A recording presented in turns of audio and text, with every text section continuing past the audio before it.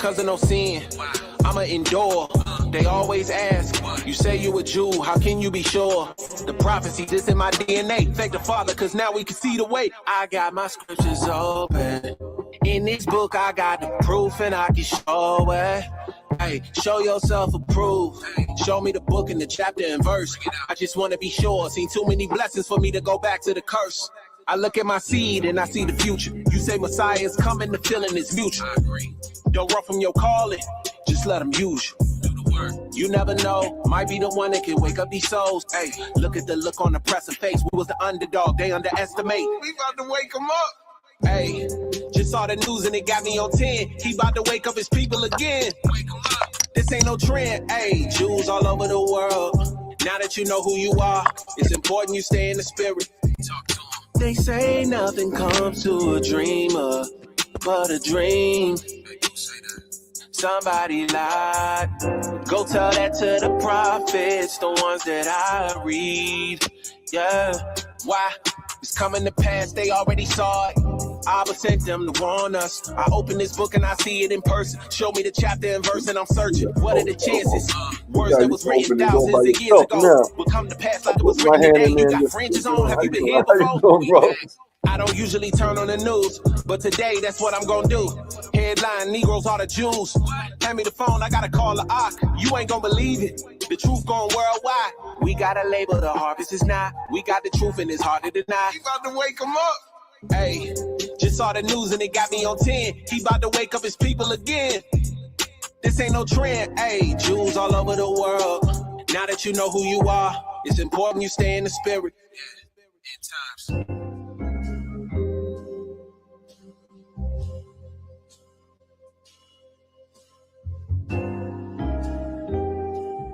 I'm not going outside because of no sin. I'ma endure.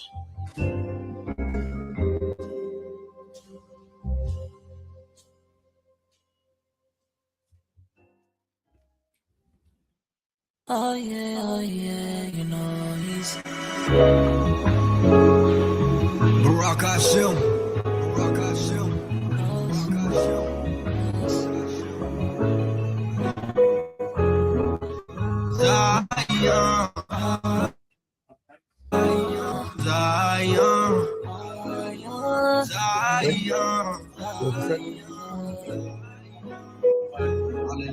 As we approach the end, you're not doing Twitter though. I mean, I'm not saying that if y'all know how to master that, but see, my thing, I don't know how long. What is not long anyway, right? I'm dropping seeds everywhere I go. I believe a trail. Salvation matters only when I wake them up. I feed them well. I'm a word, it won't break, bend, fold, or need to fail. We doing this kingdom work. We eyeball, don't need a scale. You better sacrifice that flesh to the cross. You need a nail. Y'all the legend, Christ the Prince, so we watching them do his will. We know Jacob got next, so we watching them get the steel. The elder gon' serve the younger. We watching them grab the heel. Our eyes is towards the hill. Salvation coming for real. Deliverance we could feel. That daily bread is the meal. The woman right at your veil. Through Christ how we prevail. Who really trying to get sealed? That bloodshed was real. Time ticking fast, y'all, we at the end. Self-examination, putting down your sin. If you don't sin the judgment, ain't gon' never end. And if we don't come together, we ain't gon' never win. Oil in your lamp in the tribulation. It's about to get hard, y'all have patience. Trust in his word, it will never move. I will be trusting on you as we approach the end. Put away your sins. That's how you really get a win. Messiah coming back again. As we approach the end. Put away your sins. That's how you really get a win. Messiah coming back again. Run the race, I run the race, gotta obtain, talking me to the matter, girded up for the battle, stay in a secret place, I know he's glad I was being orders from the king, it's like fire in my veins, he pulled it out the dirt, and now these dry bones live again, my filthy comments told me, look at what he did, he said, for you know you need to repent, don't wanna be caught slipping, so I drown under your wings, how could you forgive me after all that I did? I love you and I praise you in my gifts. I know your word is true, no, I'm just trying to get this way. Get this way. Feel when I get it. Don't know where to begin. Tell my people repay. Take a mistake, better life on our face. Step in the grave, he already got us a face. It takes no breaks, gotta repent every day. Can't take no breaks, gotta repent every day. Take a mistake, better life on our face, yeah. Step in the grave, he already got us a place, yeah. Can't take no breaks, gotta repent every day, yeah. Can't take no breaks, gotta repent every day, yeah. Put away your sins. Now you really get a win. Messiah coming back again.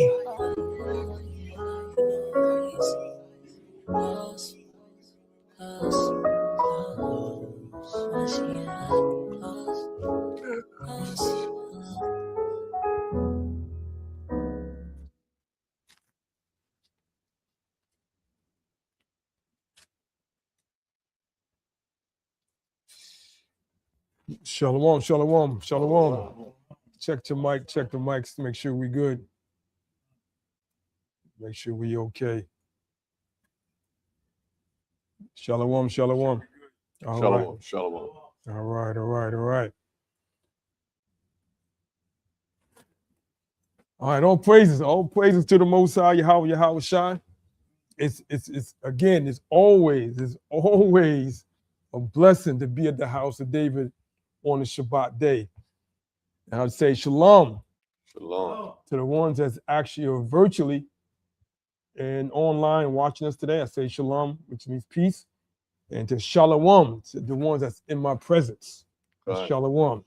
Shalom. All right, you say shalom when the person in your presence. When you walk into somebody's house, you say shalom because you physically see them. All right, but shalom to those that you cannot see. You might hear them on the phone. You say shalom. Okay. All right. With that being said, again, let's bless it. My name is Elder Ricard, and I'm on the appointments of the Council House of David. I'm here to teach you today, and it's glad that I'm here in the presence to see you all and teach the word of the Most High. Right. All right. So again, we had a little late start, but that's okay.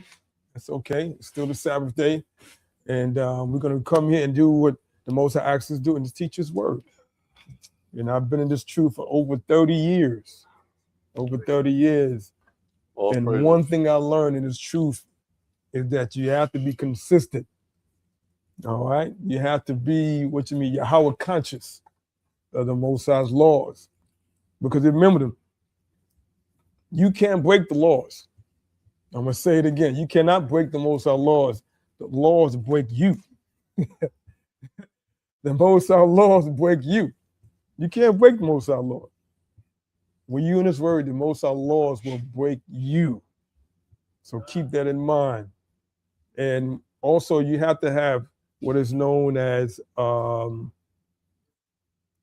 discipline. All right, we're in this word. That's the first thing we was taught at One West. Discipline. All right? Character. That's another thing we taught, character. All right, always speaking the truth. Speaking in the right words, living life a certain way according to the scriptures, to the best of your ability. All right? And that's why we was always taught the letters of Paul, because Paul taught on character, your lifestyle. Always remember that. That's all Paul spoke about, lifestyle and your character. That's why if any teacher tell you not to read the book of Paul, if any teacher tells you that, watch their lifestyle. I'm gonna say that again. If any teacher, it's an Israelite, that tells you not to read any of the book of Paul, any of the letters of Paul, watch his lifestyle, because that's what Paul speaks against. Lifestyle, your character, the way you live. Okay, so watch that. All right, that's something I was taught at One West as well. All right. With that being said, the name of our class today is called "The Most High Rules in the kingdom of men. All right, write that down. Take out your notes, pens, highlighters, write it down in your notes. The Most High rules in the kingdom of men. Always remember that. Although you living in this world, and you're living in this empire, and you're living in this kingdom, That's right. and you're living in this rulership, remember the Most High rules in that empire. That's right. In that kingdom, in that rulership, Okay, in that world. The Most High rules that. Keep that in mind. Don't get upset at the politics. We all know it's politics. And everything's set up against Israel. But that's because the Most High is ruling in that. And that's all a part of having the patience of the saint. Okay? Having the patience of the saint, because the Most High is in charge of all things. All right, again, the Most High rules in the kingdom of men. So today we're gonna examine one of the most profound truths revealed in the scripture. Again, we're gonna examine one of the most profound truths revealed in the scripture, which is written in the book of Daniel, the 4th chapter and 17th verse. And it says, the Most High rules in the kingdom of men and gives it to whomsoever he will. All right, that's just part of the scripture. That's just a precept out of that scripture. Now, these words were spoken during the reign of King Nebuchadnezzar, the most powerful ruler at that time in the book of Daniel. He had vast armies. He had conquered nations. He built one of the greatest empires in history, the Babylonian Empire. One of the greatest. But the Most High gave him a lesson. The Most High taught him a lesson. When you read the story of Nebuchadnezzar, the Babylonian king, the Most High taught him a lesson that every ruler, I don't care, every president, every current president, every current ruler of any nation that's on earth right now should read what Nebuchadnezzar experienced from the Most High. From the President Trump. Right. All right. To the president of Iran, the president of India, Pakistan, Israel, the King of England, Russia. All of them should read this Bible and get a lesson and understanding how the Most High dealt with Nebuchadnezzar. Because you know why? The Most High rulers in the kingdom of men. Come? Right. So human authority is temporary, but the Most High's authority is absolute. That's right. Again, human authority. So all the rulers of these nations, your authority and rulership is temporary, but the Most High's authority is absolute. Now, Nebuchadnezzar, you remember he had success, he had power, he had wealth, he had a position to do anything he wanted. He raised up leaders, he removed kingdoms, right? And he accomplished his purpose through the history. But behind the rise and fall of nations stands the sovereign hand of the Most High.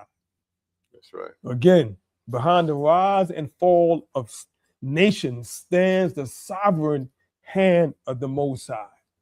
All right. With that, I want to start with a PowerPoint. I want you to bring up PowerPoint 1 for me.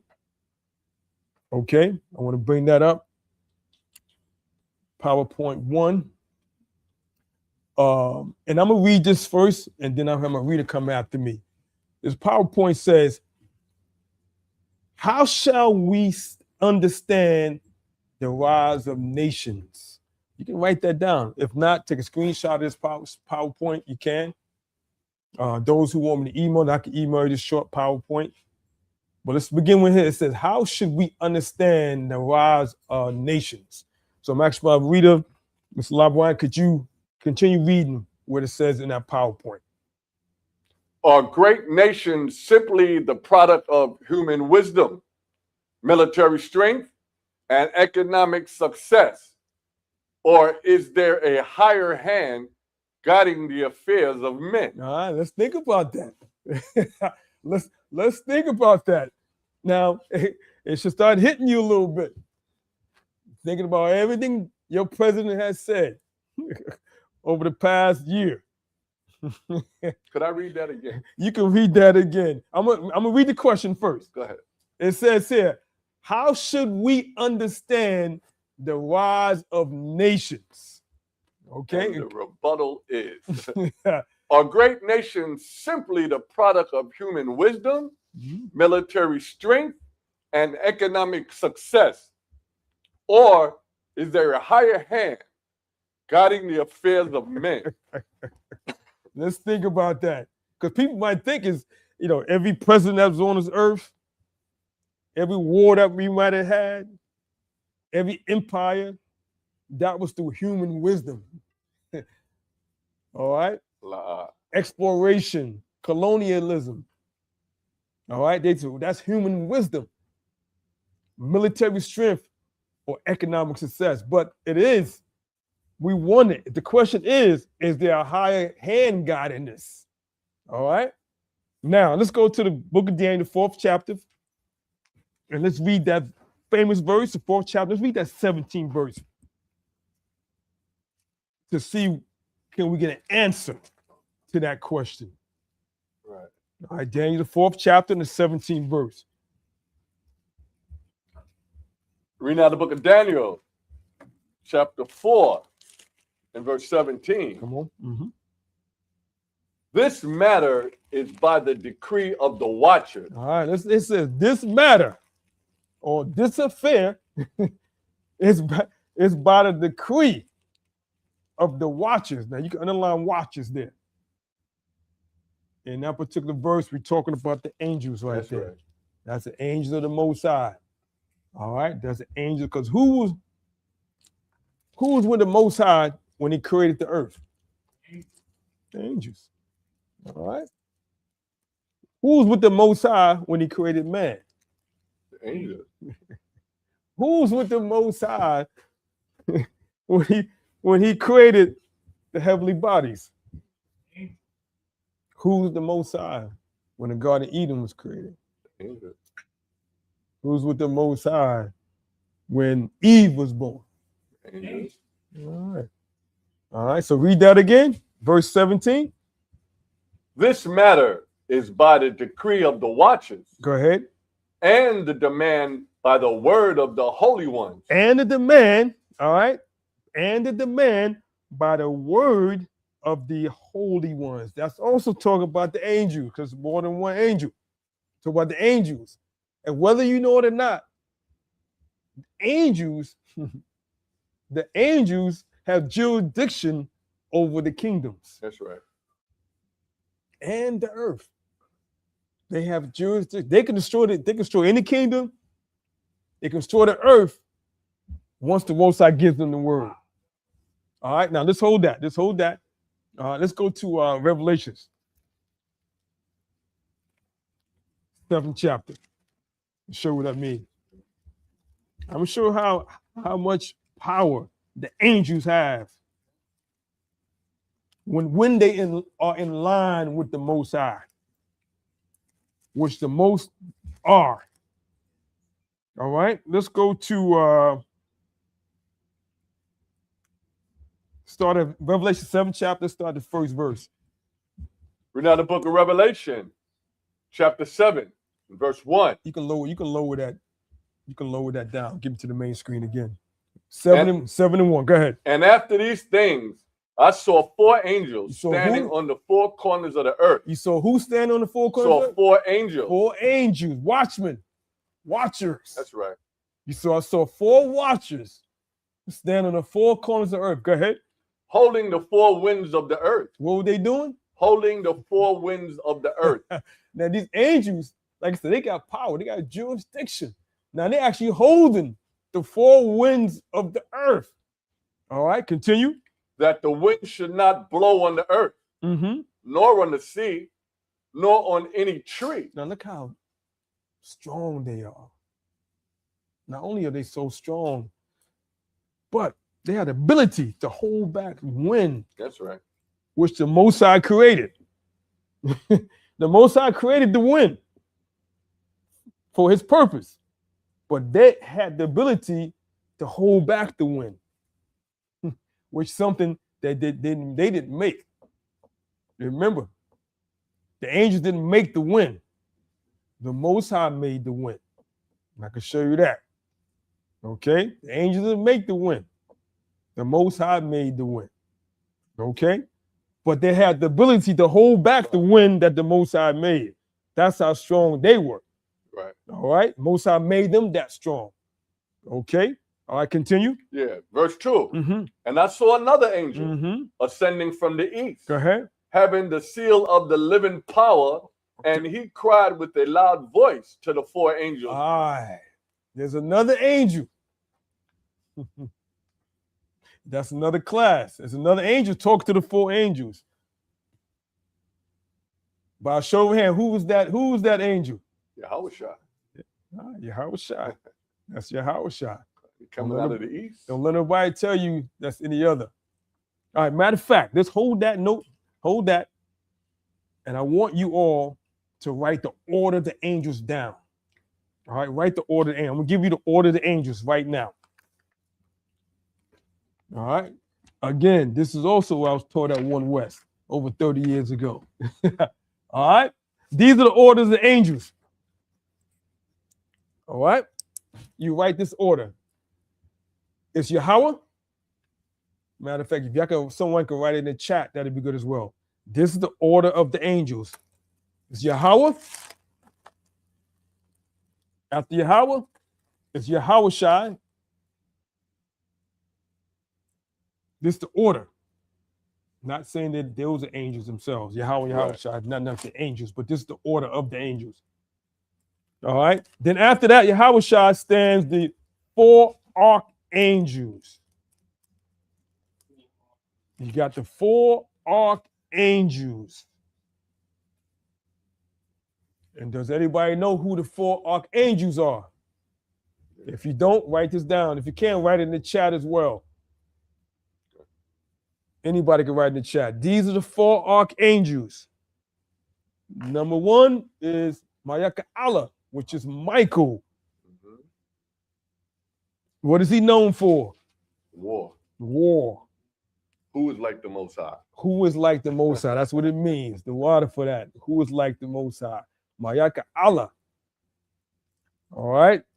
The second one Gabriel. is Gabriel or Gabriel. All right. What was his job? He's the messenger. Messengers.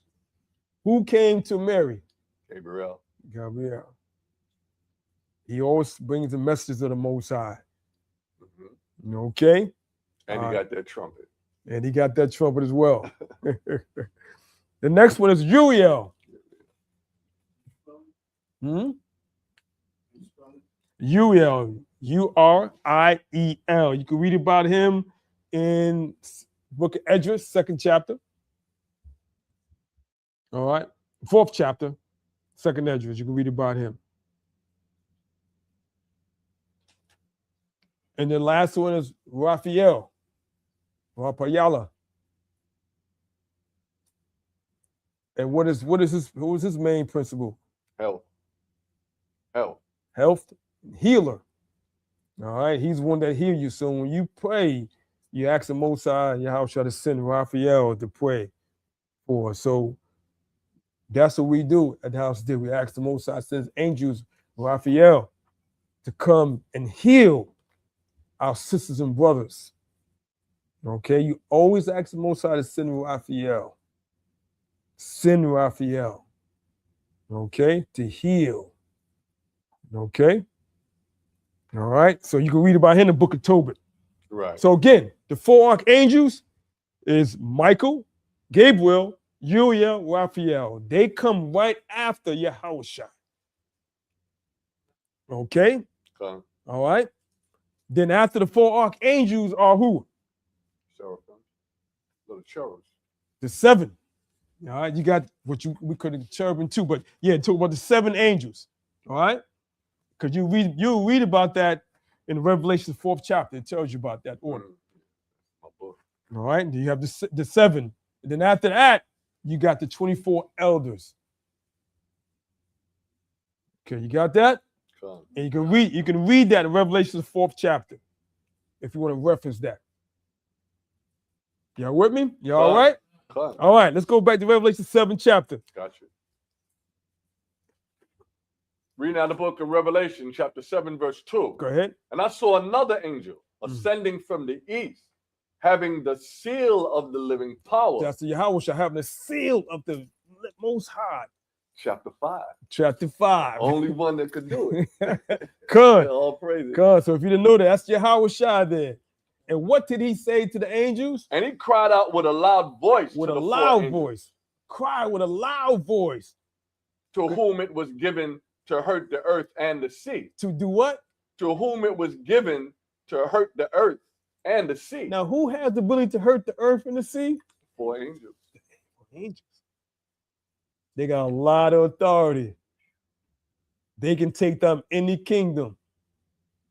Who you think's going to be there when destruction comes? and them angels. So if they can hurt the earth and the sea, a nation is no. Our current administration, all right, America, the superpower of the earth. No matter how much nuclear weapons it has, they cannot compare what the angels can do to them. And we're going to find out that this whole earth, the rulers are fighting over nuclear weapons. What we're going through right now with Iran is the fight for proliferation of nuclear weapons. Right. Who can have it? Who can't?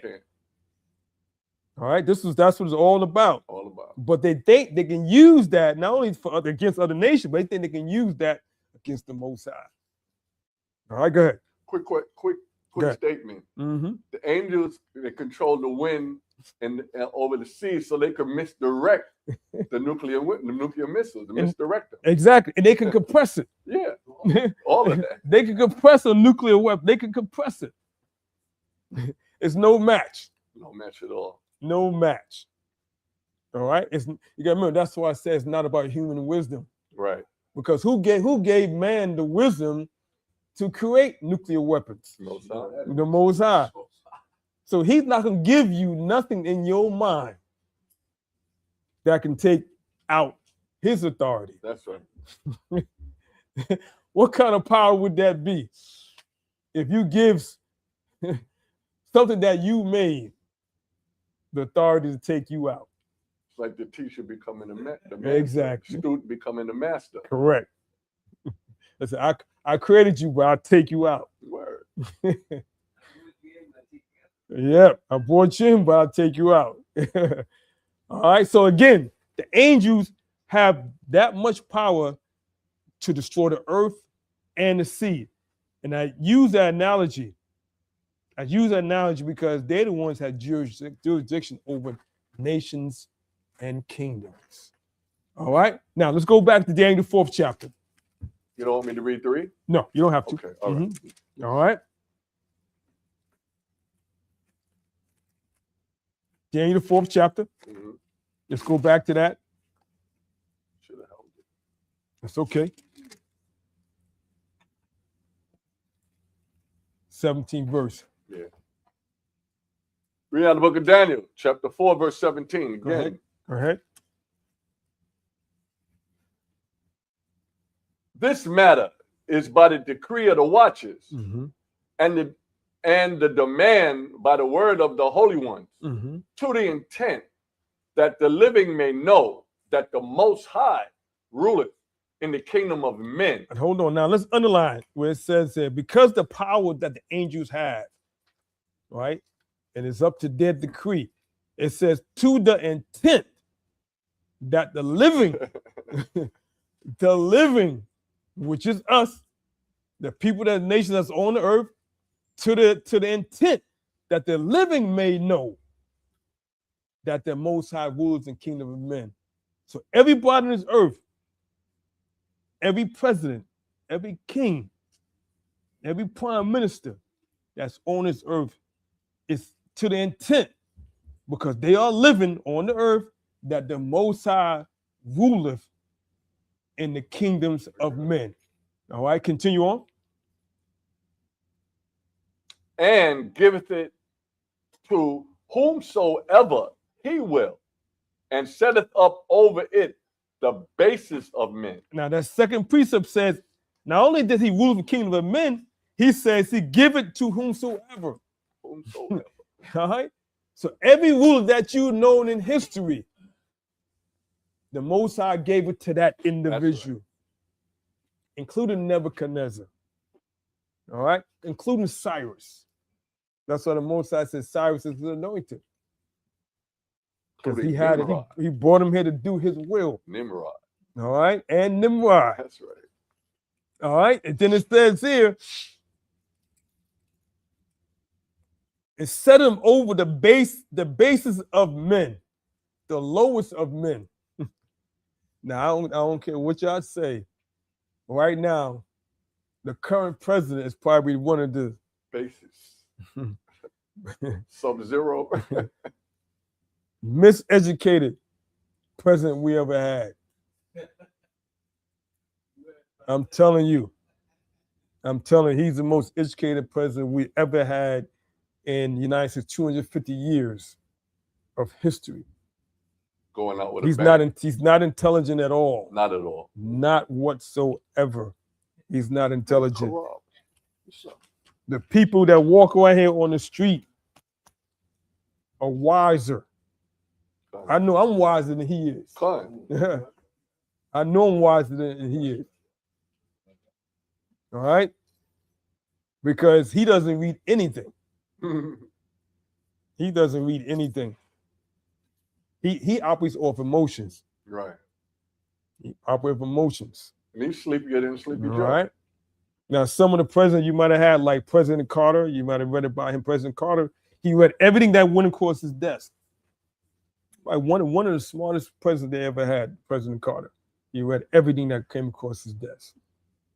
John F. Kennedy read a lot that came across his desk. Yeah. President Barack Obama read a lot that came across his desk. But this president you have now, anything come across his desk, believe me, he's not reading it. He listens to anybody else but what's in front of him. All right? He listens to everybody else. He operates off, and I don't want to take this into part of my class. He operates off emotions, and he operates on what is known as who he feel that he can trust, not experts. He'll get rid, if he don't trust the expert, he'll get rid of the experts. You're right. All right. Right now, they're stating Iran is having difficulty negotiating with America because you got non-experts talking about nuclear weapons. So how can they talk and negotiate properly if you don't have experts that knows about nuclear weapons? Yeah. But you got the president who puts his son-in-law or other individuals not experts in nuclear weapons or nuclear war to negotiate with another country that's been dealing with this for the past 30, 40 years. So they're having difficulty negotiating with America because your president has removed all the experts in that field. And nobody's there to negotiate properly how to deal with nuclear weapons of different nations. All right?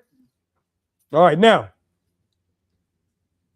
let's go to, matter of fact, as you know, July 4th, couple of weeks, right? America is embarking on 250-year anniversary as a ruling power. Now, many people are planning, a lot of people are preparing for the 250 years. Just like they're planning for the New York Knicks to win, they're planning for the 250th year of America on July 4th of this year. Now, not many nations have experienced this longevity under a constitutional system. Not many nations. So, having that America being 250 years, not many nations experience that. All right, not many nations. Military strength, technical innovation, global impact. Not many nations can say that. So this is going to just something big the United States is looking for. The White House administration is preparing for this now. Okay, now let's go. Now let's go to slide 2. Oh, I can pull a slide 2 for me, and I want you to write this down.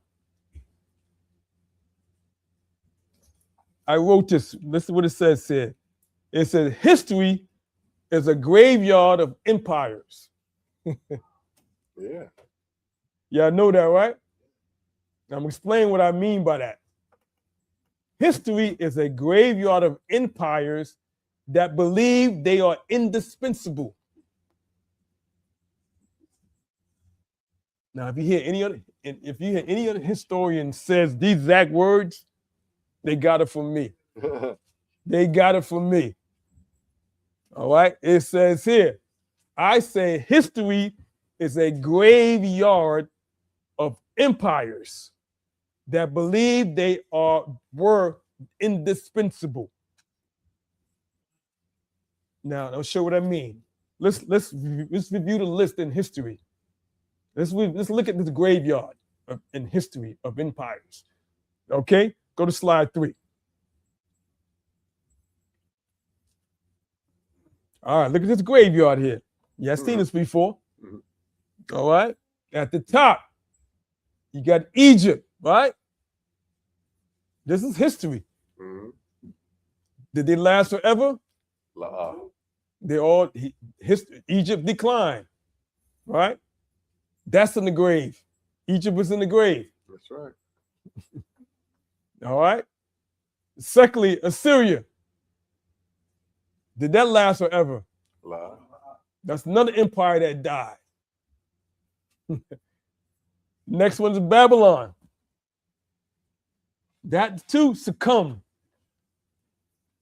to the Most High.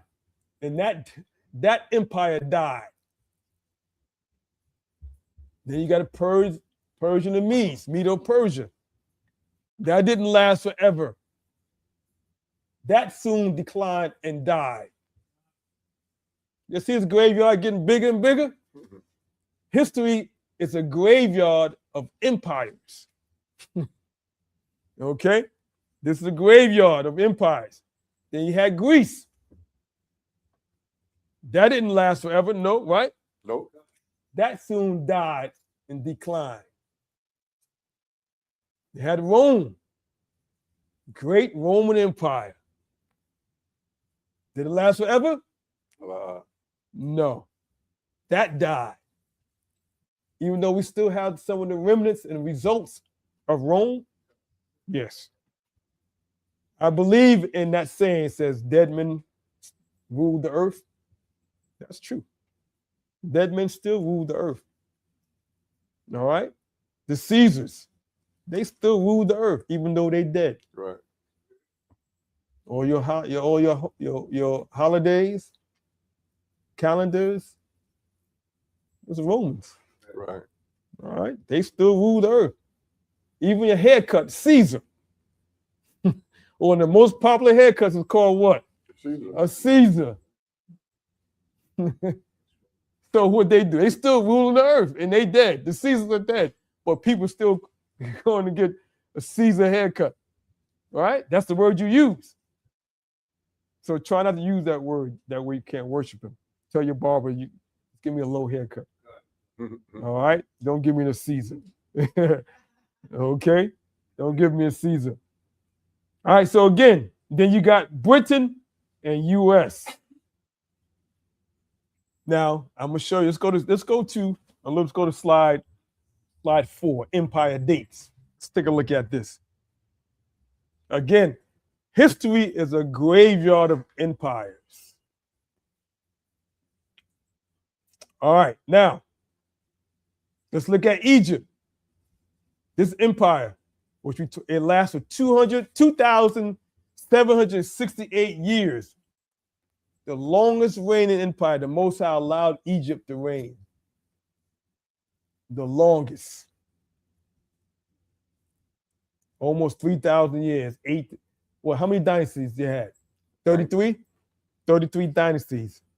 And we were in what dynasty which was the height of the empire? 18. The 18th dynasty during the time of Moses.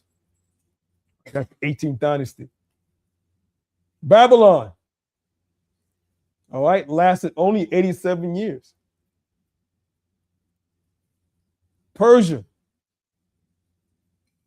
Cyrus, and they lasted 220 years. Greece, 300 years. But actually, Alexander, his unified empire only lasted, I think, 12 years. 12 years before he died, Yeah. So majority of that was during the Hellenistic period. The Greece. It lasted 300 years, but Alexander's unified empire only lasted 12 years. So that 300 years encompasses Hellenistic times. Then you had Rome, 500 years in the West, because they count from over 1,000 years for Rome, because they count from 27 BC to 1453. 27, and year 36, that's when they put Herod into power to rule over Jerusalem. 36. Now the Maccabees was fighting during that time as well.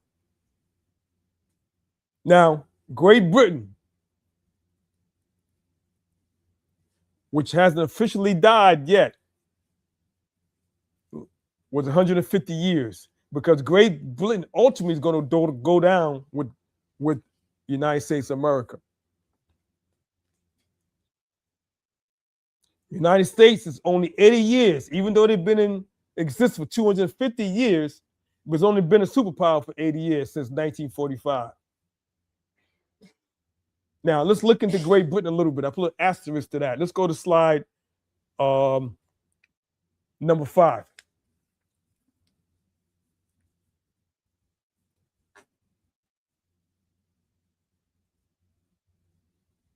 All right, I'll read it. Can you read this for me? Great Britain emerged as a global superpower gradually, rather than at a single moment. All right, so you look at, when you read about Great Britain just didn't pop, won a war, and became a superpower. They gradually became a superpower, which was different than any other nation or empire, put it that way. All right, continue. You gotta get up. Can you see that? Not big enough. All right, I'll read it. Okay. It said key stages. Number 1, foundations of power, late 1600s to early 1700s. After the Glorious Revolution of 1688 and the formation of the Kingdom of Great Britain in 1707. Right, 1707, that's the formation of the Kingdom of Great Britain, 1707. Write this in your notes.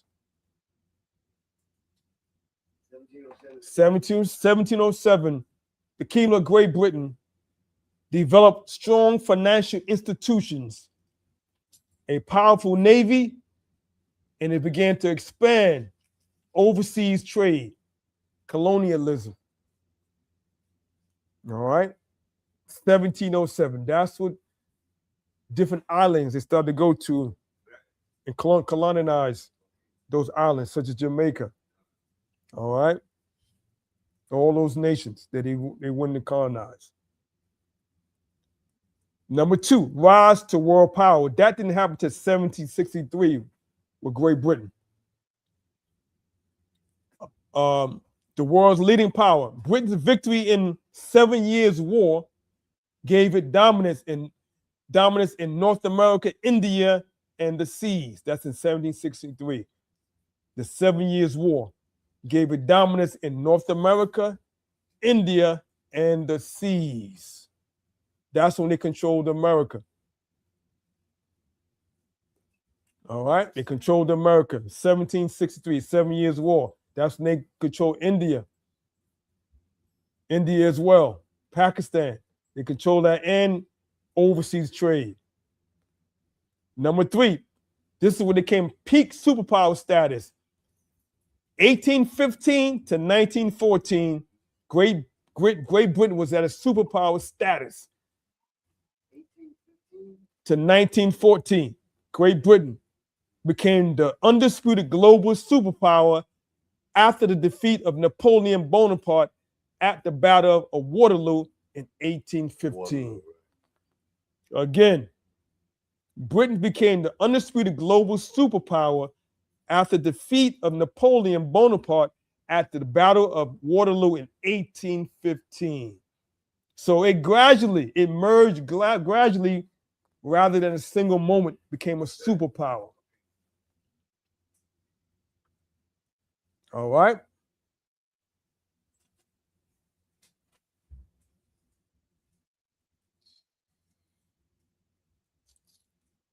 What is that slide number 8? What slide is that? 5? All right, continue on. Let's see what we got there. 6? Yeah. Okay, forgive this the way it's portrayed on the screen. Okay, so during the 19th century, which is the 1800s, the British Empire became the largest empire in history. In the 1800s, the 19th century, the British Empire became the largest empire in history. Great Britain led the Industrial Revolution. Y'all know about the Industrial Revolution? That began by Great Britain from 1760 to 1840. The Industrial Revolution. The locomotive over here in the United States. The railroad. Industrial Revolution began with the Great Britain. And it was brought over here. But because before that, everything was what? Horse and carriage. Horse and carriage. Not only that, but how was people in the house? How was people gathering their crops? A sight.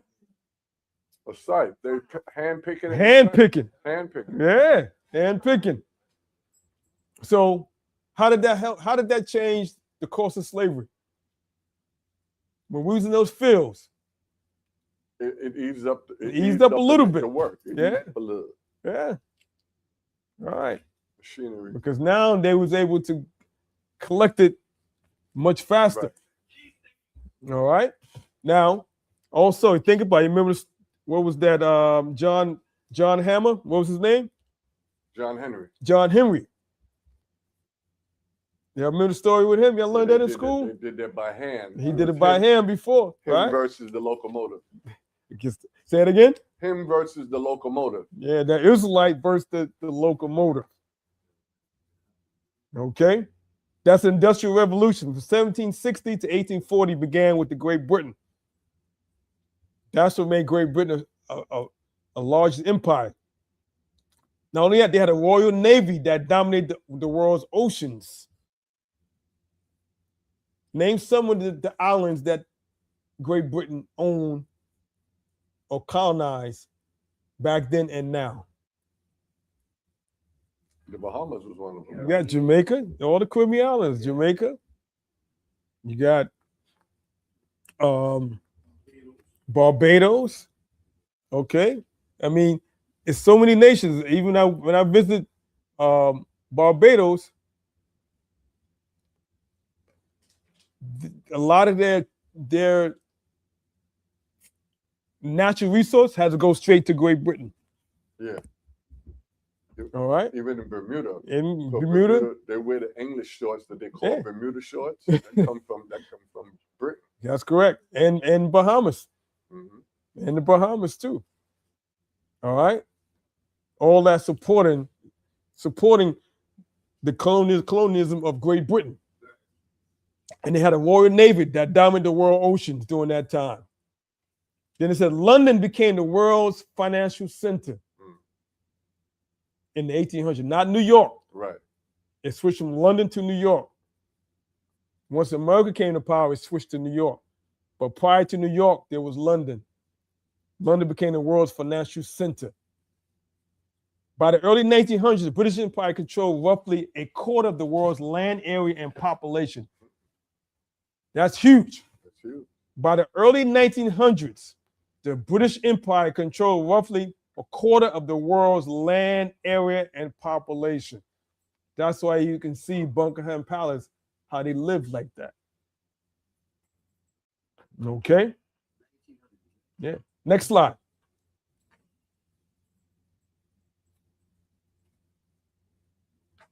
All right, this decline from superpower to status. Now, this is where they decline. Great Britain is not totally dead yet. They're not in the grave yet, but soon come. Soon come. That's right. All right? This decline from superpower status. 2 world wars greatly weakened Britain. After World War I, Britain remained powerful but faced growing challenges.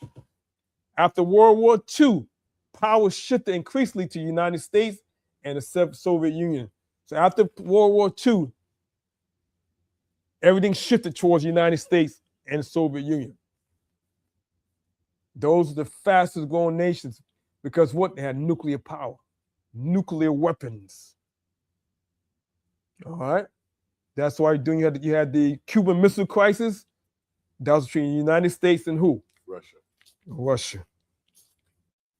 Okay? It wasn't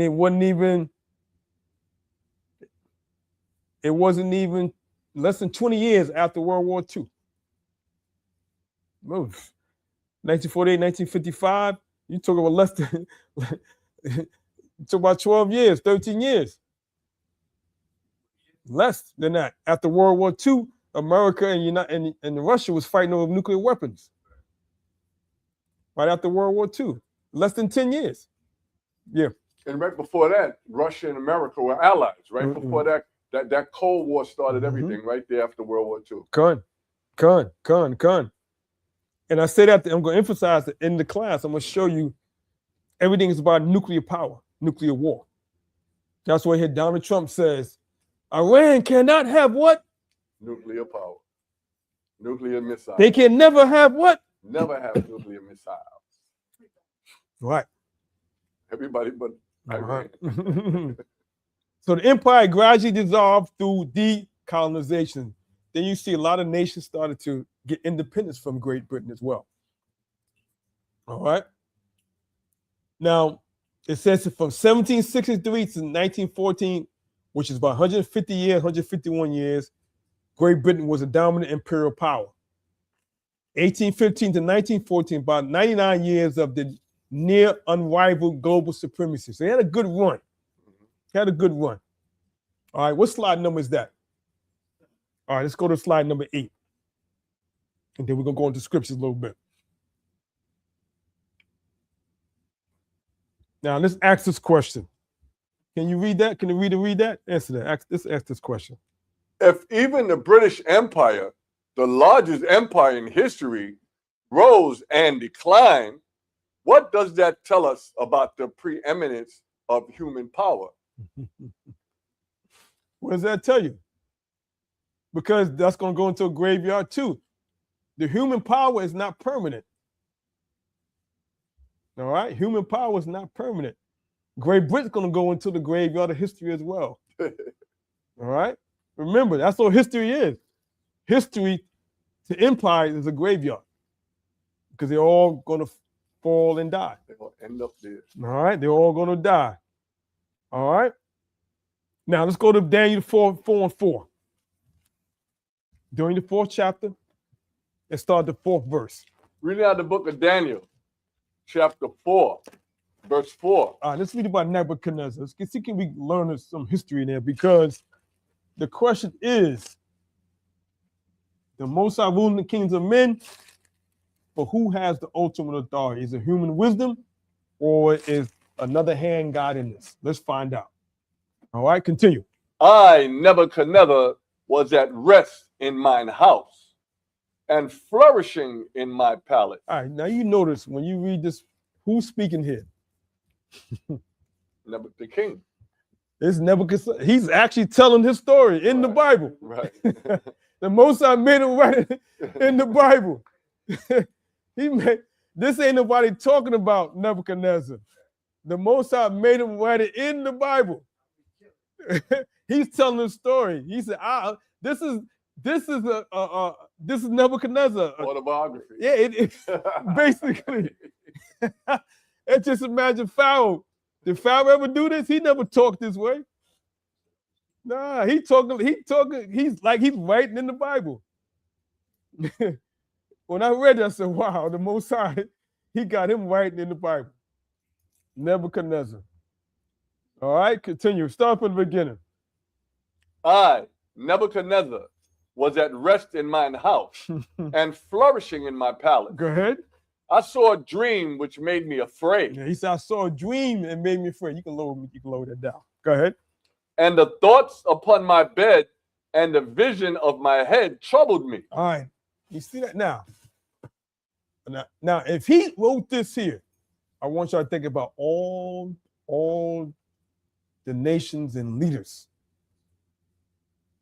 They go through the same thing with the Most High. They go through the same thing with the Most High. Read the last piece up. He said, I saw a dream which made me afraid. Mm-hmm. And the thoughts upon my bed and the visions of my head troubled me.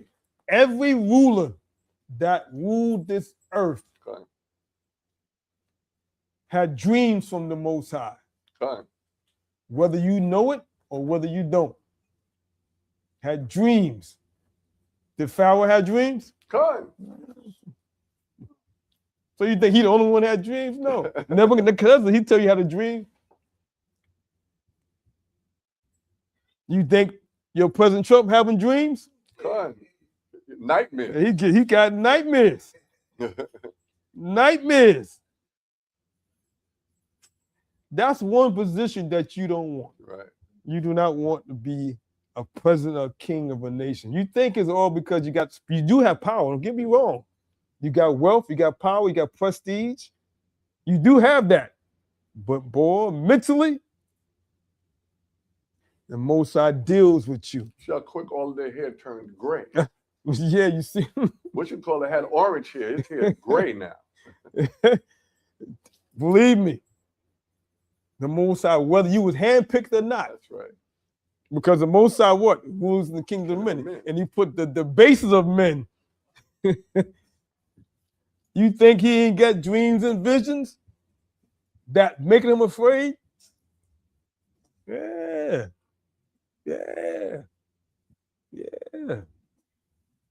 All right. They eat at him.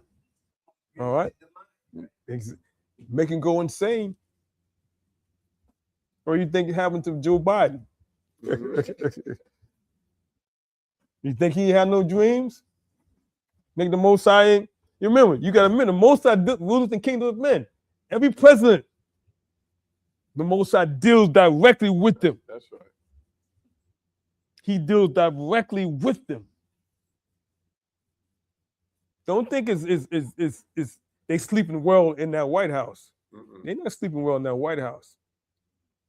Because everything controlled by the Most High. You know how many spirits is in that White House? The West End? How many spirits? Oh, man.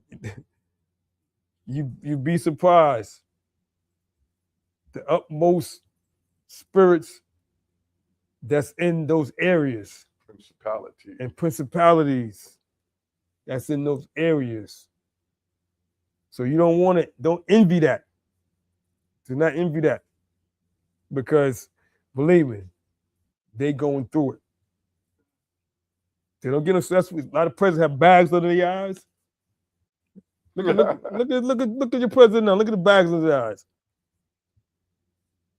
Get no sleep. He had a better life before he became president. I don't care how much wealth he has. He had a better life. Your president had a better life before he came into being the president. Now he was forced to be a president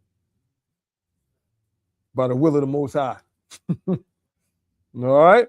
All right, continue with Nebuchadnezzar so we can understand what the presidents go through. Go ahead. Verse 6. Go ahead. Therefore made I a decree to bring in all the wise men of Babylon before me, that they might make known unto me the interpretation of the dream. All right, because that dream, it troubled him. All right, go ahead. Verse 7. Then came in the magicians and astrologers, the Chaldeans and the soothsayers. And I told the dream before them, but they did not make known unto me the interpretation thereof. All right, so all the top magicians, all right, the soothsayers, the wizards, they couldn't interpret the dream. All right, they couldn't read it through the stars. They couldn't do none of that. They couldn't do the crystal ball. None of that. None of that. They couldn't do it. Now, don't you think presidents, when they get into those cabinets meetings, they actually they believe me? You think one president say, "Hey, man, last night I had a dream. You know, do you think we should go here? Do you think we should do that?" You think the president don't say that to the cabinet members? Yeah. In the war room? Yeah, in the war room. You think Obama ain't never say, "Hey, man, I had this thought last night. I don't think we should go this route. What do y'all think?" Situation room. Yeah. Nancy Reagan had an astrologer for Ronald Reagan. They had witches, you know. That's what they are. They had witches. What they call it, advising him. Advisors. Yeah. And then he lost his mind. I don't remember nothing. Dementia. Yeah. Camp David, what do you think they be doing? They just ain't just hiding out there. That they be talking about how they should move. Yeah. All right, so let's continue reading that. Get a scenario. Verse 8. Go ahead. But at the last, Daniel came in before me, whose name was Belteshazzar, according to the name of my God. According to who? The name of his God. The name of his God. Now, you got to remember, it's Nebuchadnezzar. He's actually writing in the Bible. He's truthful here. He didn't say the Most High gave him that name. He said, this is the name that my God gave Daniel. All right. See how really impressed Nebuchadnezzar was with Daniel. He named him after his own God. That's deep. That's above you. So he placed Daniel above himself. Good. All right, continue on. And in whom is the spirit of the holy powers. And before him I told the dream, saying, "Oh, Belshazzar, master of the magicians, because I know that the spirit of the holy powers is in thee, and no secret troubleth thee. Tell me the visions of my dream that I have seen, and the interpretation thereof." All right, so even Nebuchadnezzar, even at this point, he's still worshiping his gods. Yeah. He's still worshiping his gods because he didn't use singular there. Right. So he included Daniel in that. So right.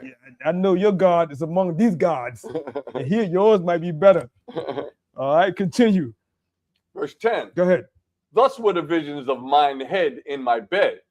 I saw and beheld a tree in the midst of the earth, and the height thereof was great. All right, so he said, there were the visions of mine head in my bed. All right, boy, he was going through it. All right, continue verse 11.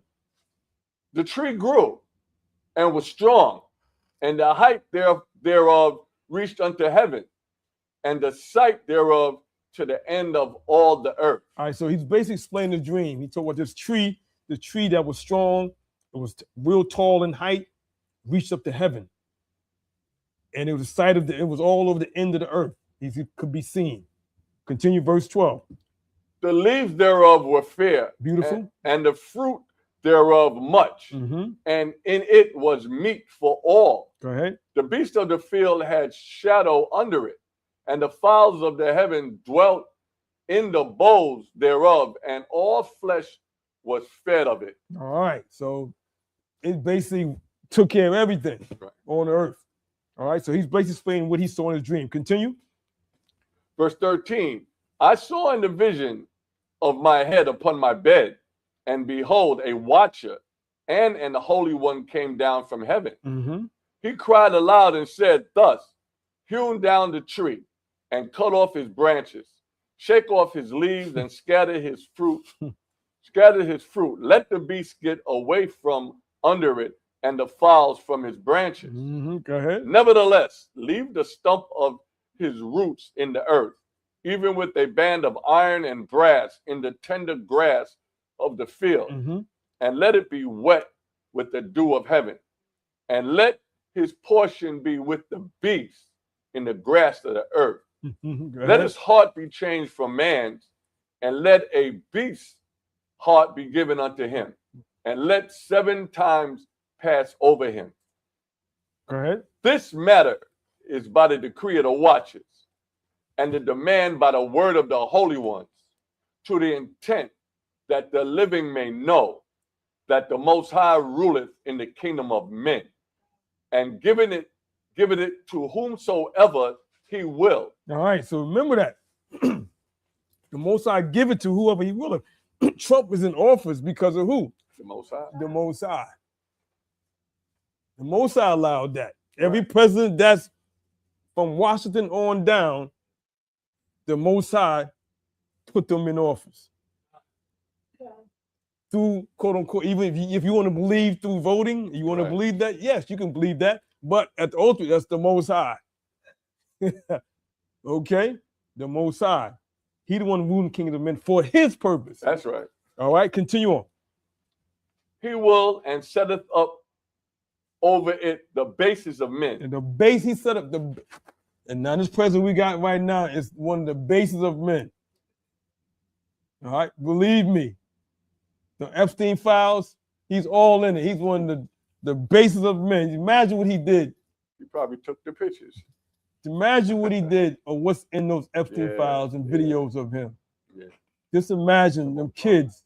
That's right. The basis of men that you see. Okay? All right, continue. Verse 18. This dream I, King Nebuchadnezzar, have seen.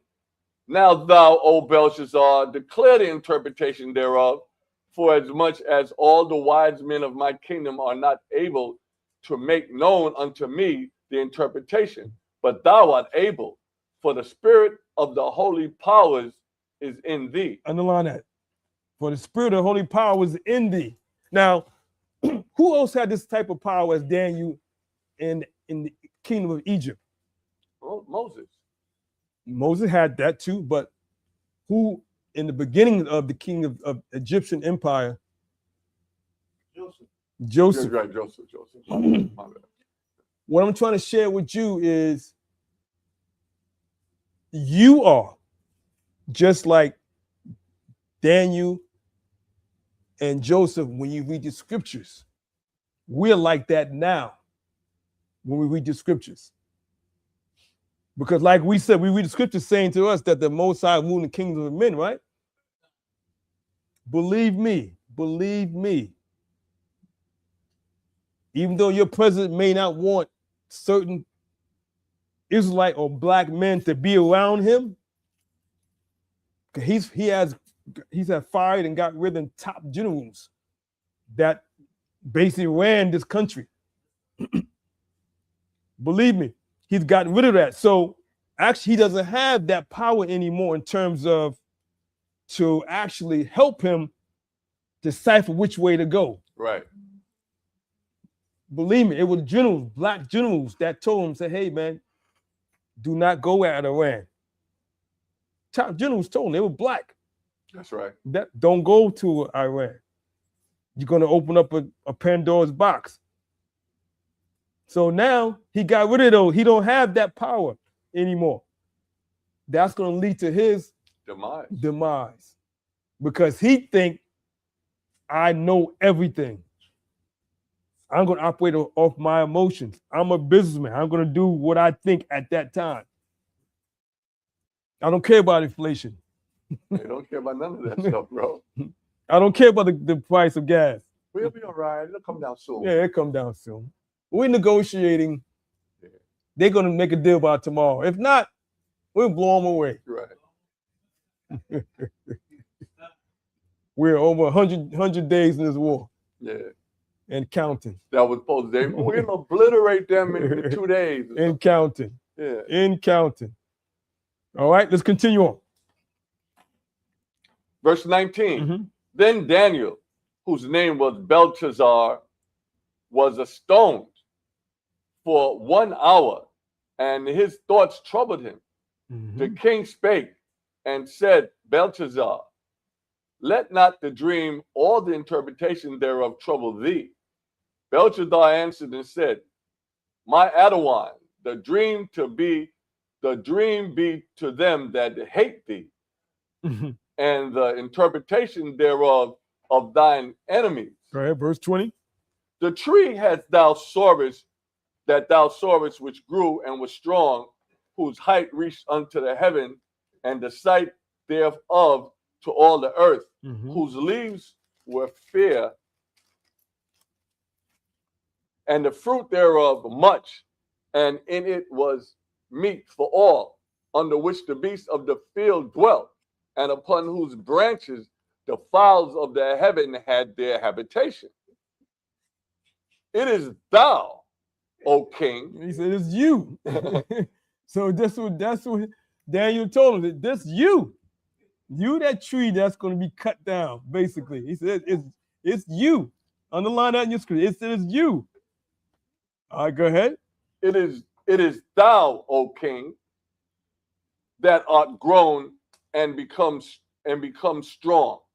For thy greatness is grown and reaches unto the heaven, and thy dominion to the end of the earth. All right, now, I want you, as we read Nebuchadnezzar, I want you to think about America right now going into its 250th year with this administration, with this man that's administration right now.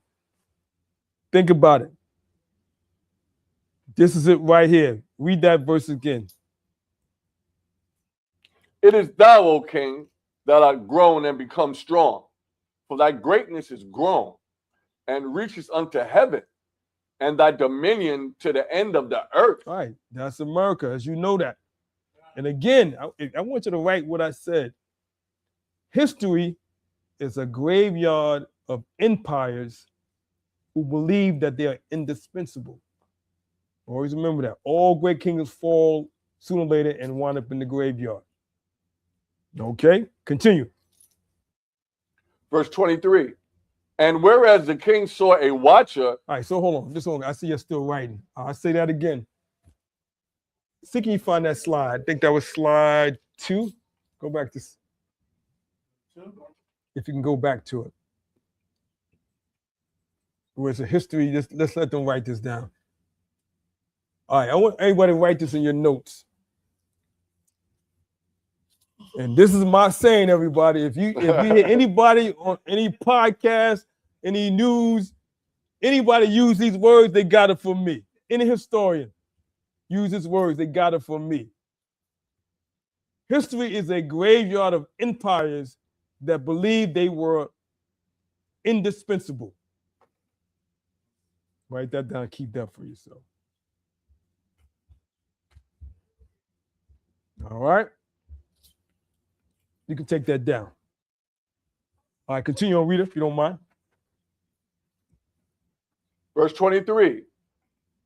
And whereas the king saw a watcher, and in the Holy One coming down from heaven, and saying, hew the tree down and destroy it, yet leave the stump of the roots thereof in the earth, even with a band of iron and brass in the tender grass of the field, and let it be wet with the dew of heaven, and let his portion be with the beast of the field till 7 times pass over him. This is the interpretation, O king, and this is the decree of the Most High, which is come upon my Adawan, the king, that they shall drive thee from men, and thy dwelling shall be with the beast of the field, and they shall make thee to eat grass as oxen, and they shall wet thee with the dew of heaven, and 7 times shall pass over thee, till thou know that the Most High ruleth in the kingdom of men, and giveth it to whomsoever he will. Now, when you break down what it talks about, and they shall drive you from men, whether you know it or not, politics is a dirty game. Oh, cutthroat. That's one, how is the position? You don't want to be a politician because you got to lie all the time. Yeah. There's a lot of cutthroat, backstabbing, setups that will make you go crazy. You know how many politicians that go crazy and go out of their mind, insane? A lot of them commit suicide because of the evilness, the wickedness that goes on in politics and administrations of a nation. And so he said it would drive you from among men, meaning mentally from among men. You're going to be sane anymore. That's what happened to Nebuchadnezzar. He became temporarily insane. All right, continue. Verse 26. Mm-hmm. And whereas they commanded to leave the stump of the tree roots, thy kingdom shall be sure unto thee. After that, thou shalt have known that the heavens do rule. Now, when he talks about leaving the stump, because the most I can take any man away from that nation. That nation, if he ain't finished with that nation, it's still going to stay there. The roots is still going to stay there. So he can take Nebuchadnezzar away. Babylon's still going to be there if he chooses to bring another person in. So those stumps, that's what he said, those stumps is going to be there. I'm going to separate you from the stumps, take you away from the stumps. All right, continue. Wherefore, O king, let my counsel be acceptable unto thee. Yeah, let my thoughts, let my counsel, let my ideas be acceptable unto you. Go ahead. And break off thy sins by righteousness, and thine iniquities by showing mercy to the poor, if it may be a lengthening of thy tranquility. All right, now, now this should be a lesson for all rulers upon this earth. Doesn't matter, President of the United States, King Charles, Vladimir, Russian president, Prime Minister of Israel. This is giving you a key what you should be doing. That last precept says, man, read verse 27. This is what your president should be doing. All right, continue. Verse 27. Wherefore, O king, let my counsel be acceptable unto thee, and break off thy sins by righteousness. First thing, you got to break off your sins. That's the first thing all should be doing. Breaking off their sins. Separating from their sins. Go ahead. And thine iniquities by showing mercy to the poor. Showing mercy to who? Showing mercy to the poor. Your president ain't showing mercy to the poor. What nations, what ruling nations show mercy to the poor? None. They take advantage of the poor. That's right. Feed you lip talk. And take advantage of you. This is a lesson for them they should follow. Continue. If it may be lengthening of thy day, thy tranquility. The lifting of their tranquility. If he want peace of mind, Peace of this mind. is what your president ain't having no peace of mind right now. He's falling asleep. Yeah. He's falling asleep in front of he can't even stay up now. Most I got him awake all night. He's awake all night. All night he's awake. He's getting no peace of mind. None whatsoever. Don't think the president getting peace of neither his cabinet, none of them getting peace of mind right now. The Most High is wailing. He's going deep on America as it leads to 250th year. Because the Most High what? He rules in the kingdom of men. Believe that. So just have patience and have a saint. You got to have it now. But the Most High is moving mentally. I would not want to be a part of the Trump administration. All right? Continue. Verse 28. All this came upon the king Nebuchadnezzar.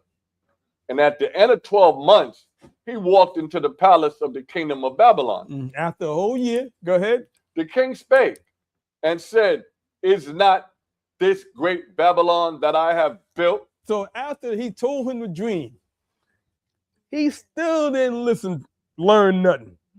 A whole year don't went by. He don't gave him the interpretation of that dream. Told him what to do. Give to the poor. That's gonna increase your tranquility. A whole year gone by. He didn't do none of that. He didn't give to the poor the whole year. And what does he say here? Read that again. I was going to read it again. Yeah. Go ahead. The king spake. All these came upon King Nebuchadnezzar. At the end of 12 months, he walked in the palace of the kingdom of Babylon. The king spake and said, is not this great Babylon that I have built for the house of the kingdom by the might of my power and for the honor of my majesty? Now, who's that sound like your current president, right? He think everything that he created it. It's him, it's his intelligence and his character that created everything that you have. The new ballroom that you're getting. Yeah, the new ballroom. They have the octagon they're going to have on the day of 4th of July. All right? The $250 bill that's coming out. A $250 bill? Yeah, he's going to be in the face of $250 bill. That's getting some serious monopoly money. It's getting approval right now. Hey. All right? Well, they're going to have one for celebrate 4th of July. They're building a ring right now and near the White House. They're going to celebrate 4th of July with a UFC fight. You're probably talking about the one that's in San Antonio. Oh, okay. Yeah. But the big one is going to be 4th of July. Right. The big one, right in the White House. All right. Like almost like the Colosseum back in the Roman days. You have the elites around the front. But it ain't going to be Israelites fighting no Romans, Edomites. It's going to be Edomites fighting Edomites. Yeah. All right. So we ain't got to be worried about that. All right. All right. Continue. Verse 31. Go ahead. While the word was in the king's mouth, there fell a voice from heaven saying, O King Nebuchadnezzar, to thee it is spoken, the kingdom is departed from thee. So while he was saying it, the Most High took the kingdom directly from him. It's the second time Daniel was in witness with that. Exactly. Happened to his son too. While he was yet speaking. That's correct. All right, continue. Verse 32, and they shall drive thee from men, and thy dwelling shall be with the beast of the field. They shall make thee to eat grass as oxen, and 7 times shall pass over thee, until thou know that the Most High ruleth in the kingdom of men. So ultimately, when it said drive from men, basically mentally, because once that happened, Nebuchadnezzar became insane. Yeah. His mind was out of here. He was done. And they literally chased him out the palace. Yeah. Literally. So they're going to chase Trump. He's going to be chased out of the White House. If they don't knock him off. Go to slide 9. Go to the next slide. If you don't get knocked off, you're going to be having track shoes on. Slide number 9. This is a picture they use of Nebuchadnezzar. All right, there go Nebuchadnezzar. Temporary insanity. Yeah. It said the same hour was the thing fulfilled upon Nebuchadnezzar, and he was driven from men. He was put in a psych ward, basically. The whole wilderness. Because the Most High deals with the kingdom of men. Psych ward. Try to acknowledge him. All right. And he was driven from men and did eat grass as oxen. He's on his all fours. And his body was wet with the dew of heaven, till his hairs were grown like eagles' feathers, and his nails like birds' claws. Daniel's 4th chapter and 33 verse. And this is true. This is true. The Most High does the kingdom of men. All right, continue on. After class, you know he's a king, so you know he used to be well groomed. That's where that's going. Exactly. Well groomed. He's out there, no grooming. Now, as you know, he didn't have no beard. Right. Now he did. He didn't take care of himself according to their standards. Yeah, believe me. All right, continue on to verse 37. Yeah. Mm-hmm. Wait. No, I'm in 34 right now. All right, continue on from 34 to 37. Okay, 30 verse 34. Mm-hmm. And at the end of the days, I, Nebuchadnezzar, lifted up mine eyes unto heaven, and mine understanding returned unto me. See, his mind came back. His mind came back. His understanding. Go ahead. And I blessed the Most High. Then he said, he started praising the Most High. Go ahead. And I praise and honor him that liveth forever, whose dominion is an everlasting dominion, and his kingdom is from generation to generation. Now, I want you to understand that even though the kingdoms on earth are ruled by men, they still are the Most High's kingdoms. Right. For his purpose. They're not, but he can destroy man's kingdom for his purpose, because the ultimate kingdom is what? His kingdom. Because when Yahushua comes back, he's going to destroy what? That same kingdom that Nebuchadnezzar is talking about right here. All right? That's why Yahushua said to Pilate, he said, he would fight, but my kingdom is not from him. My kingdom is not here yet. Yeah. All right, because it's a totally different kingdom. But the kingdom right here, it says from generation to generations, that's going to end. That's going to end. America will be the last one. That's the last kingdom. America's the last kingdom that goes into the graves. Okay? Now, also, I want you to understand. Let me get it. I want you to understand that, Salakia.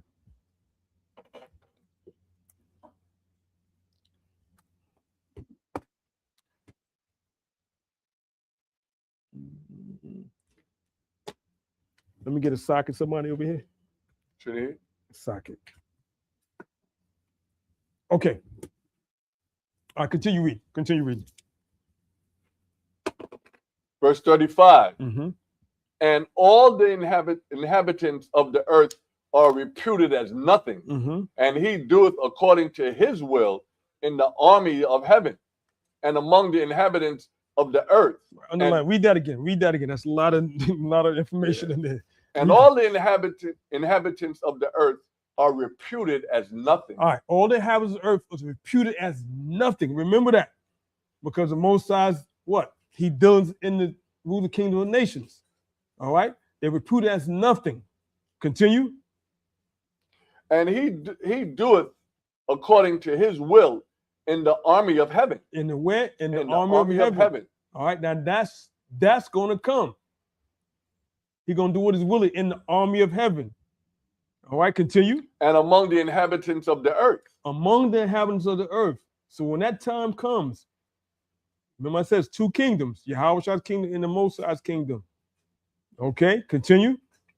And none can stay his hand or say unto him, what doest thou? All right, so when that time comes, ain't nobody can say nothing when the Most High comes destroy a nation or bring down America. There's nothing you can do because nobody could do anything when Egypt went down, right? No. The Romans went down. Nothing you can do. It's going to happen the same thing. Remember, history is a graveyard for empires. All right, continue.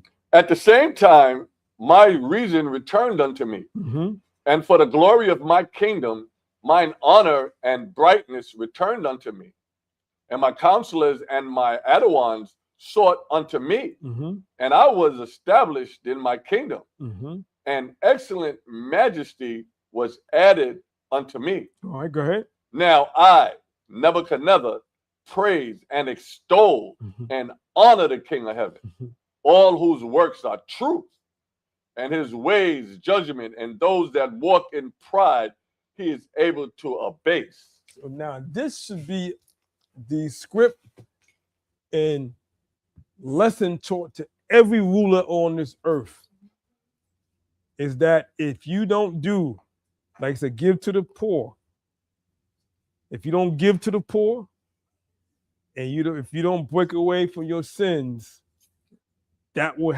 insanity will happen to you. But as you know, a lot of the rulers of the kingdom is not going to do that. They're not going to do that, which is ultimately despise. That's where every nation fell. Because of what? Lack of respect to the Most High. Respect to the Most High. All right? Lack of respect to the Most High. They said when a nation falls, homosexuality is at its highest rate when a nation falls. Immorality, put it that way. Immorality is the key sign of a true nation that's going to fall. Immorality. Okay? All right. And you know why the Most High is so angry at the nations? Because every nation that had an empire had Israelites for slaves. Correct. So the law was always there. Yeah. The Most High was always with those nations. That's true. But it's all for our purpose. Come. All right, now, because we understand the Most High rules for his purpose, I just want to veer off and interlude a little bit, and I want to show you a video so you can understand what's going on right now this week. The last time I taught, I was telling you all about the Strait of Hormuz. Remember, that was a long time. Then you began to see what that was about. Now everything's about nuclear weapons. All nations are fighting for get nuclear weapons, either as a deterrent or to use on someone else. All right. Now I'm gonna show you a video. You think that video? Let me see. Can I share it first? John F. Kennedy. The name of the video is called What JFK Said to Israel About Nuclear Weapons. It's about a 20-minute video I need y'all to watch to give you an understanding of what's happening right now this week here to prevent Iran from having a nuclear weapon. All right, but I'm going to watch this video. It says what JFK said to Israel about nuclear weapons. Fair use. Go ahead. And it's actually historical. This is very historical. This is not something that's made up. This historical records. All right, fair use. Let me see. Can I pull it up first? Let me see.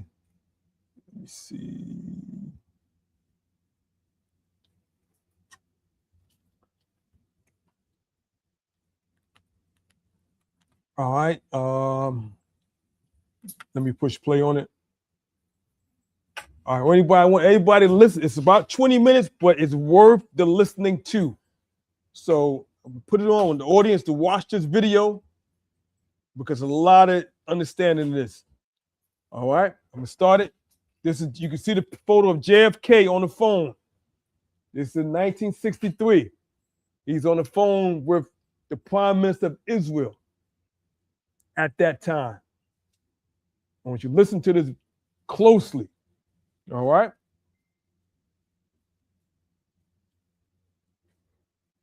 May 18th, 1963. The White House, Washington. All right. I'm going forward. This is May 18th, 1963. This is primary evidence.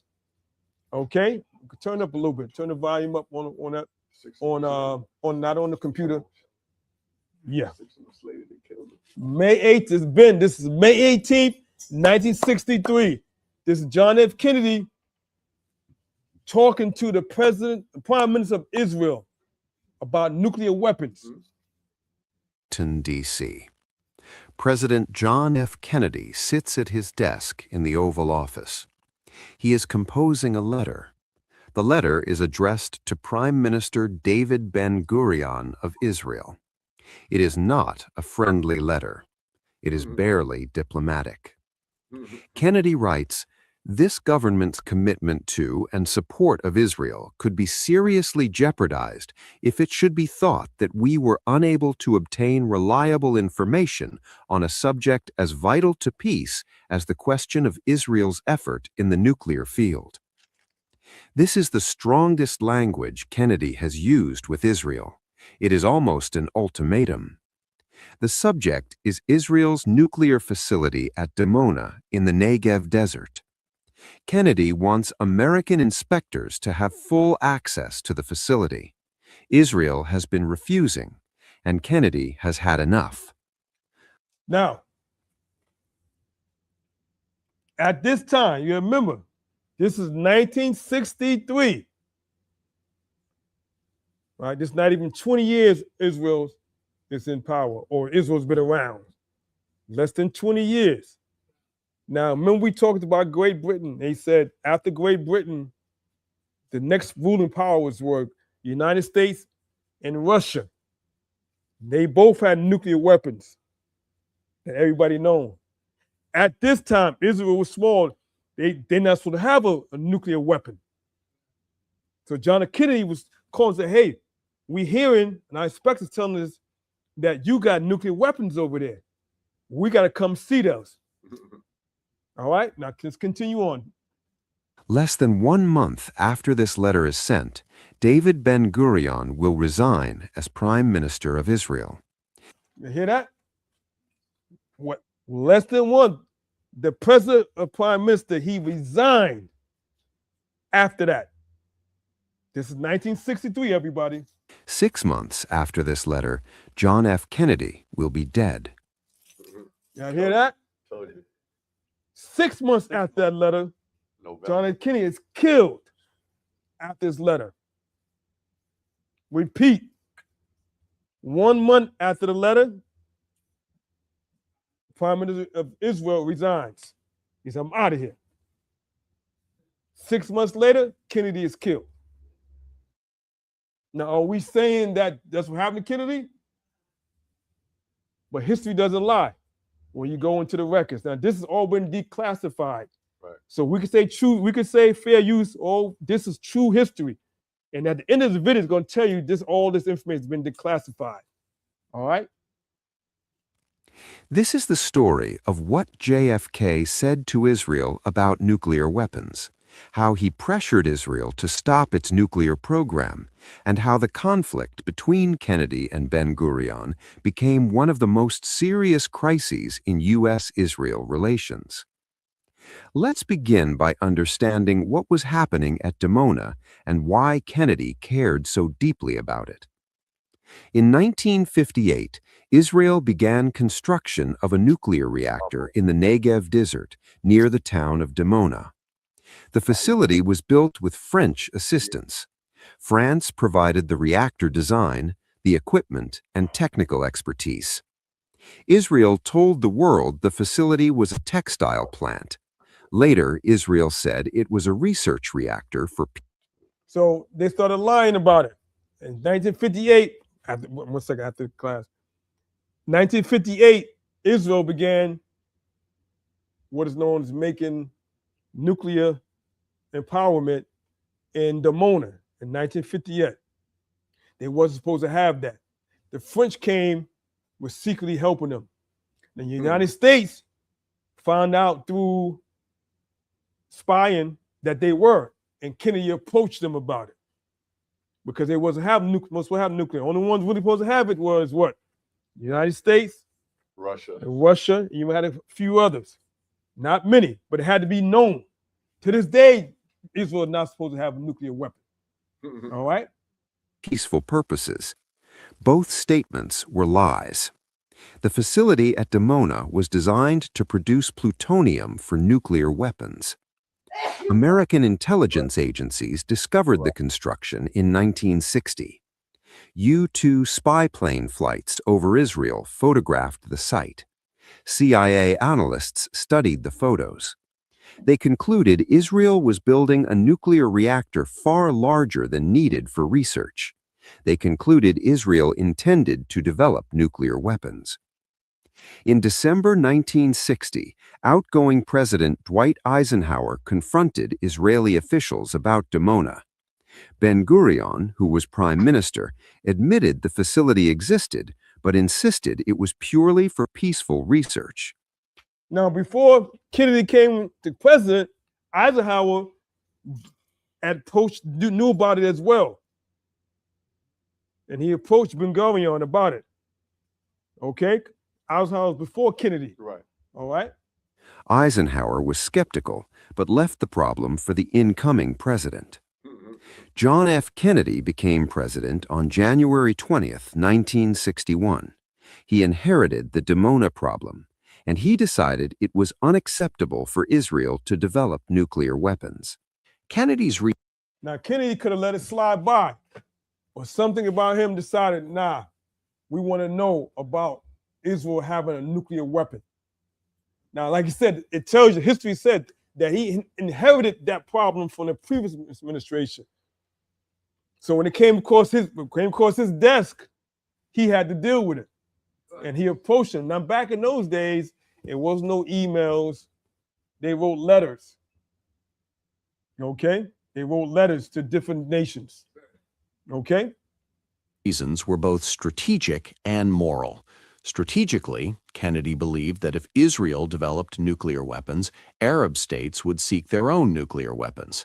This would trigger a nuclear arms race in the Middle East. That's the key. Even though this 40 years ago, this is what they're dealing with right now because of Israel. A nuclear arms race. That's why the president said Iran cannot have, because now it's going to lead to a nuclear arms race. Everybody's going to have nuclear just to protect themselves in position. Whether they use it or not, they want to use it as a deterrent. Now listen, I got one too. I may not have many as you got, but I got one. And nobody wants to deal with that.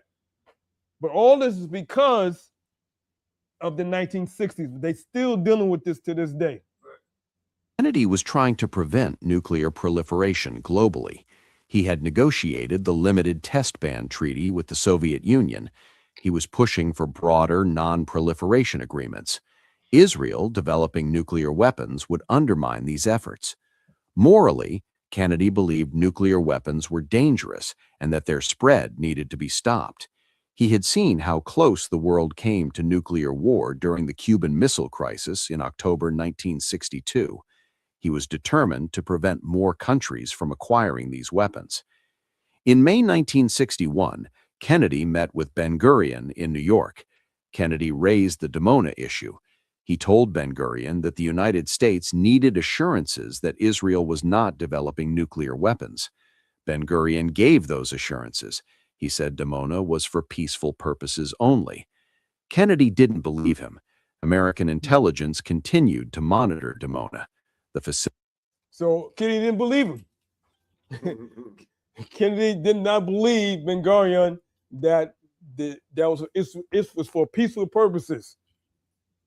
He didn't believe them. That was his gut, that he didn't believe them. Plus, the intelligence showed him, it came across his desk like, hey, man, this is what they're doing in Israel, in Dimona.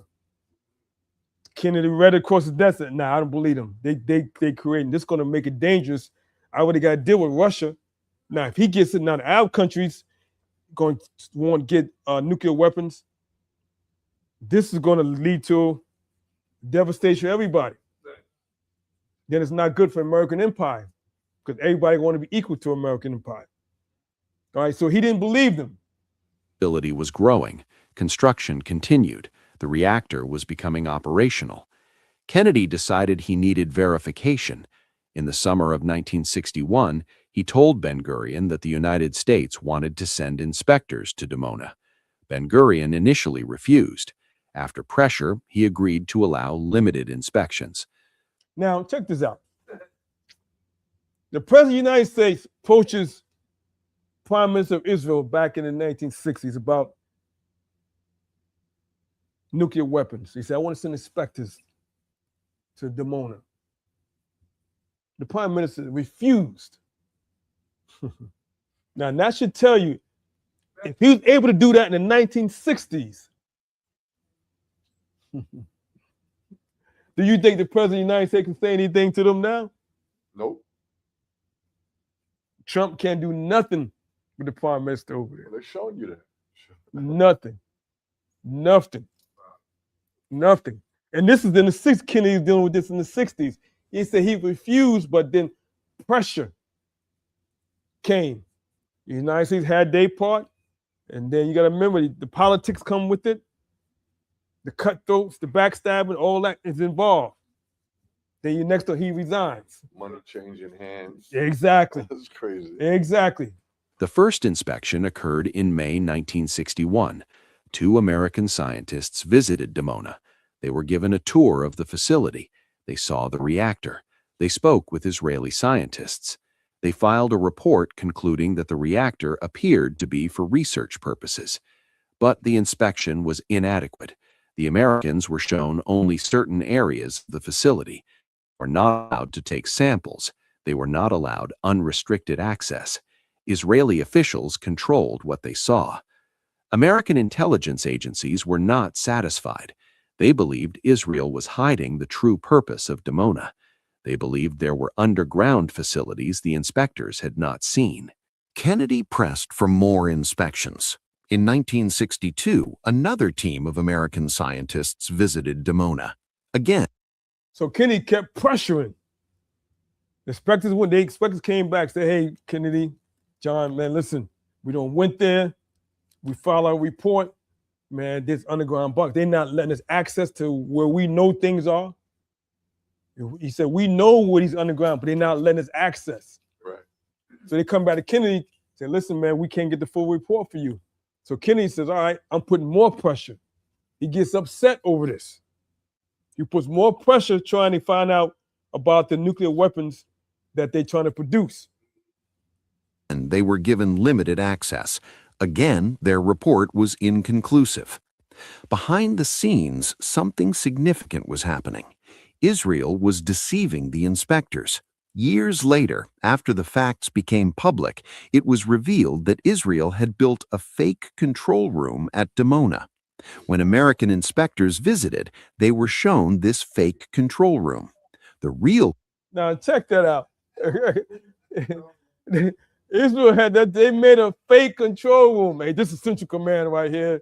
You know, this is what's happening. This is, you can see, we just peace of purposes. All that was fake.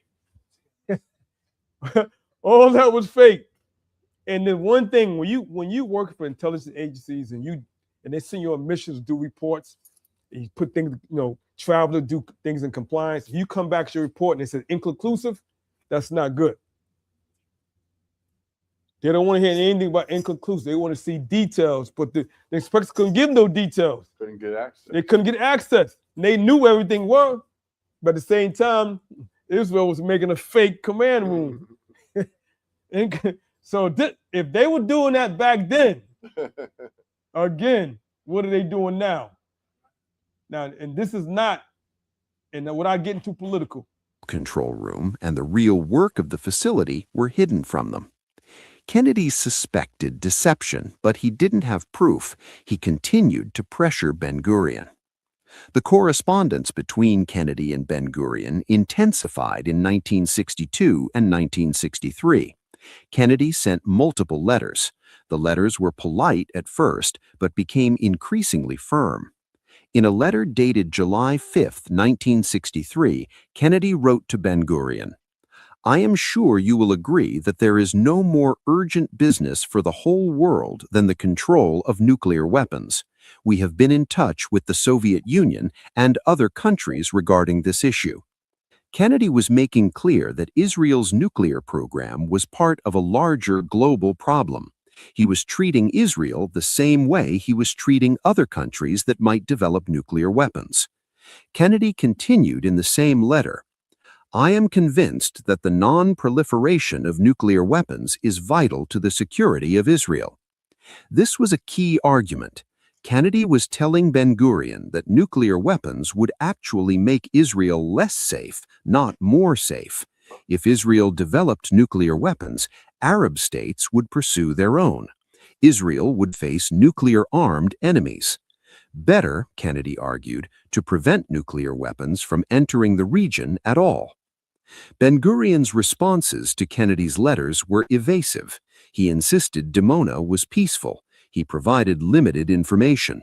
He allowed limited inspections, but he did not stop the nuclear program. Kennedy became frustrated. In May 1963, he sent the letter quoted at the beginning of this script. The full text of that letter, dated May 18, 1963, has been declassified. Kennedy wrote, "Dear Mr. Prime Minister, I welcome your letter of May 12 and am giving it careful study. Meanwhile, I have received from Ambassador Barber a report of his conversation with you on May 14th regarding the arrangements for visiting the Dimona reactor. I should like to add some personal comments on that subject. I am sure you will agree that there is no more urgent business for the whole world than the control of nuclear weapons. We have been in touch with the Soviet Union and with other countries regarding this issue, and I can tell you that we have been making some progress. As I wrote to you on previous occasions, this government's commitment to and support of Israel could be seriously jeopardized if it should be thought that we were unable to obtain reliable information on a subject as vital to peace as the question of Israel's effort in the nuclear field. Therefore, I asked our scientists to visit Dimona as often as seemed necessary for us to obtain reliable information. When we spoke together in May 1961, you said that we could make whatever use of the visit of two scientists to Dimona that we considered appropriate. I believe that this question of visits to the Dimona reactor is of sufficient importance to both our countries that I should like to have a better understanding between us on this subject. Kennedy then outlined what he expected: regular visits, unrestricted access, and truthful information. This letter was the strongest pressure Kennedy had yet applied. The phrase seriously jeopardized was barely diplomatic. Kennedy was essentially threatening to reconsider U.S. support for Israel if Ben-Gurion did not comply. So Kennedy, basically in that letter, and this is you can actually see this letter, it's declassified now. He basically was threatening Israel, saying our support of Israel could be seriously jeopardized. That's a threat, basically. That if we don't get access to these facilities to see our support, everything we do for Israel is going to be jeopardized or taken away, basically, if we not allow our inspectors to come through. That was a threat to Israel. No president have ever done that, saying that they're going to take their support. You would never hear the current president say, we will take our support away from Israel. You won't even hear anybody in Congress say that they would not take they would take their support away from Israel. They would vote every bill, they would vote all monies would go to Israel. And if anybody has something to say about it, you are demonized. So if Kennedy was here today, he would definitely be demonized with saying that we're going to take our support away from Israel if you don't allow us to go into the inspections. All right, now this, like you said, this is historical, it's not political, this is historical. Just a little bit more, and this video is going to end. Ben-Gurion received this letter. He did not respond immediately. Instead, on June 16, 1963, less than 1 month after receiving Kennedy's letter, Ben-Gurion resigned as Prime Minister of Israel. So like we said, once that Kennedy threatened him and said, we're going to jeopardize support for Israel, he resigns one month later. Ben-Gurion's resignation shocked Israel and the world. He was 76 years old. He had led Israel since its founding in 1948. Since 1948, he had been the same prime minister all that time. Then all of a sudden, he did a surprise resignation 1 month after the letter that Kennedy sent. The same, he was the original prime minister since 1948. Something to Brief think about. interruptions. He was the father of the nation. His sudden resignation seemed to come out of nowhere. Ben-Gurion cited personal reasons for his resignation. He said he was tired. He said he needed rest. He said internal political conflicts in his party had exhausted him.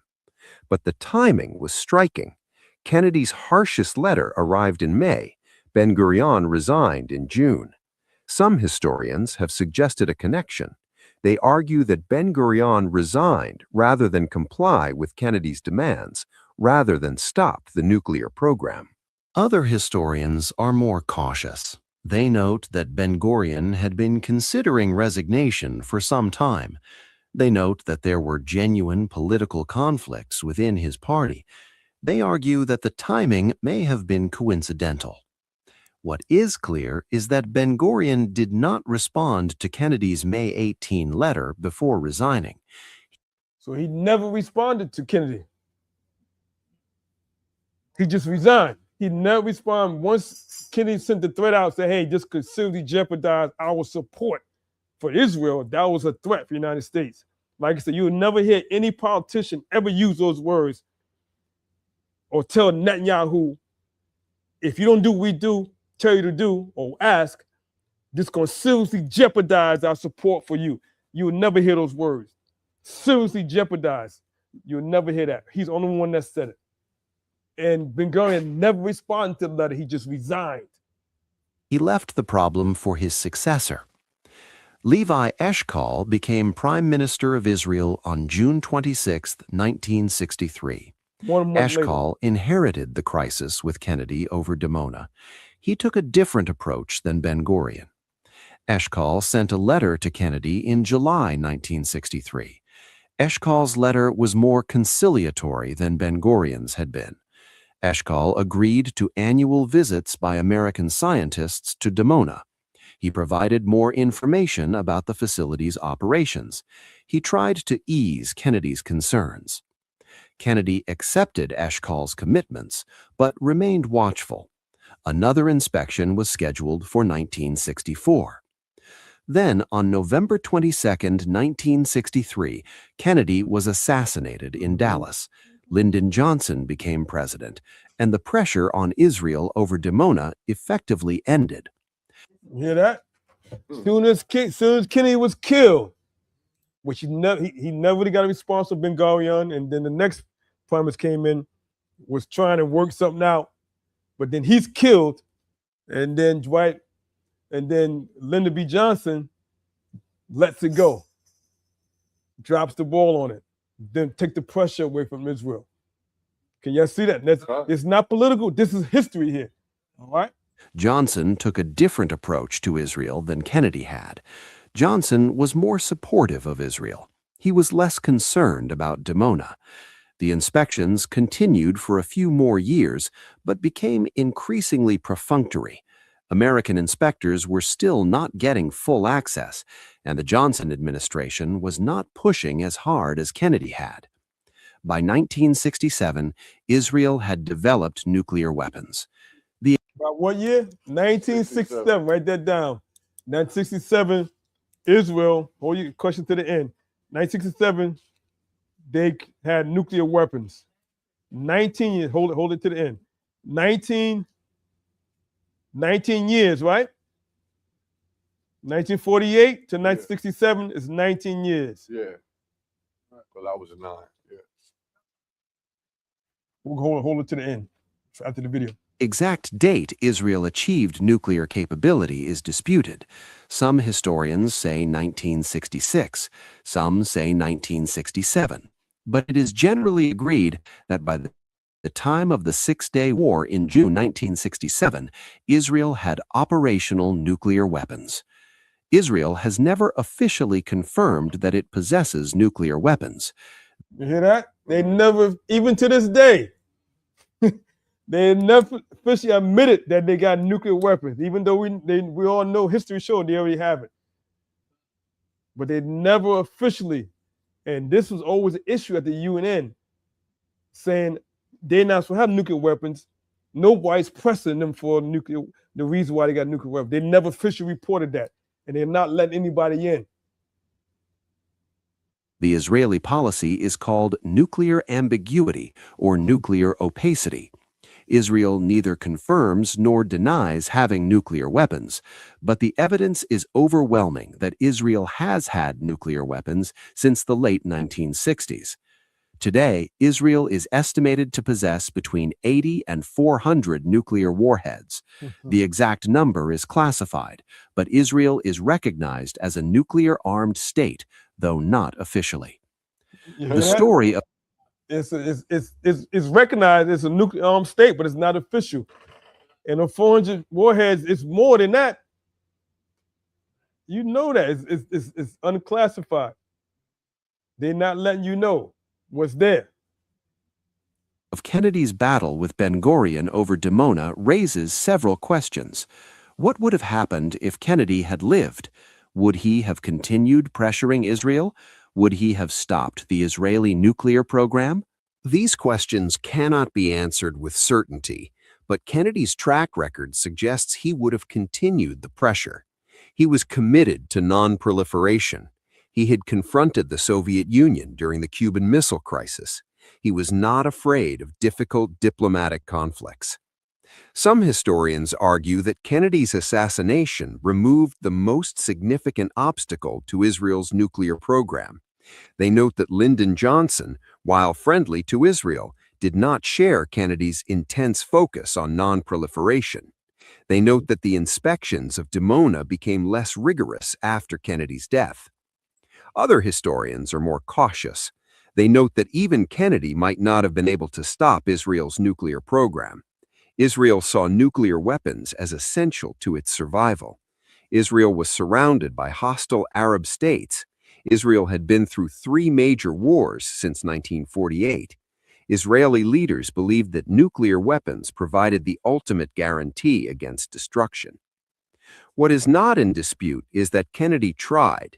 He sent multiple letters. He demanded inspections. He pressured Ben-Gurion. He used the strongest diplomatic language short of threatening to end the U.S.-Israel relationship entirely. The declassified letters between Kennedy and Ben-Gurion are remarkable documents. They show a president willing to confront an ally over a matter of principle. They show an Israeli leader refusing to back down even under intense pressure. They show a conflict that went to the heart of both nations' security concerns. The letters are now available in the Kennedy Presidential Library and in the Israeli State Archives. Historians have published them. Anyone can read them. They provide a window into a moment when U.S.-Israel relations were strained in ways that most people don't realize. Kennedy's May 18, 1963 letter, the one that warned that U.S. support could be seriously jeopardized, is particularly striking when read today. It is hard to imagine any recent American president using such language with Israel. The U.S.-Israel relationship has changed dramatically since 1963. Israel is now one of America's closest allies. The idea of an American president threatening to reconsider support for Israel over a policy disagreement seems almost unthinkable. But in 1963, the relationship was different. Israel was smaller, more vulnerable, more dependent on American support, and Kennedy felt he had leverage. He used it. Whether Kennedy was right or wrong about Israel's nuclear program is a matter of debate. Those who support Kennedy's position argue that he was trying to prevent nuclear proliferation, that he was trying to stop an arms race in the Middle East, that his concerns were justified. Those who support Israel's position argue that Israel needed nuclear weapons for its survival, that Arab states were existential threats, that Israel had the right to defend itself by any means necessary. What is certain is that Kennedy made the attempt. He confronted Israel. He demanded transparency. He threatened consequences, and he failed. Israel developed nuclear weapons. The Middle East did not become nuclear-free. Kennedy's non-proliferation goals, at least regarding Israel, were not achieved. Ben-Gurion resigned less than a month after Kennedy's harshest letter. Kennedy died 6 months after sending that letter. Both men were gone before the end of 1963, and the nuclear issue was left unresolved. Today, Israel's nuclear weapons are a fact. They are part of the strategic landscape of the Middle East. They shape how Israel is viewed by its neighbors and by the world. And they all began at Dimona, at the facility that Kennedy tried so hard to inspect, to understand, to stop. What did JFK say to Israel about nuclear weapons? He said that U.S. support could be seriously jeopardized if Israel did not allow full inspections. He said that preventing nuclear proliferation was urgent business for the whole world. He said that Israel's nuclear program could undermine global efforts to control nuclear weapons. He said these things in letters, in meetings, in diplomatic cables. He said them firmly, repeatedly, insistently. Israel listened. Israel made promises. Israel allowed limited inspections. But Israel did not stop. And when Kennedy died, the pressure ended.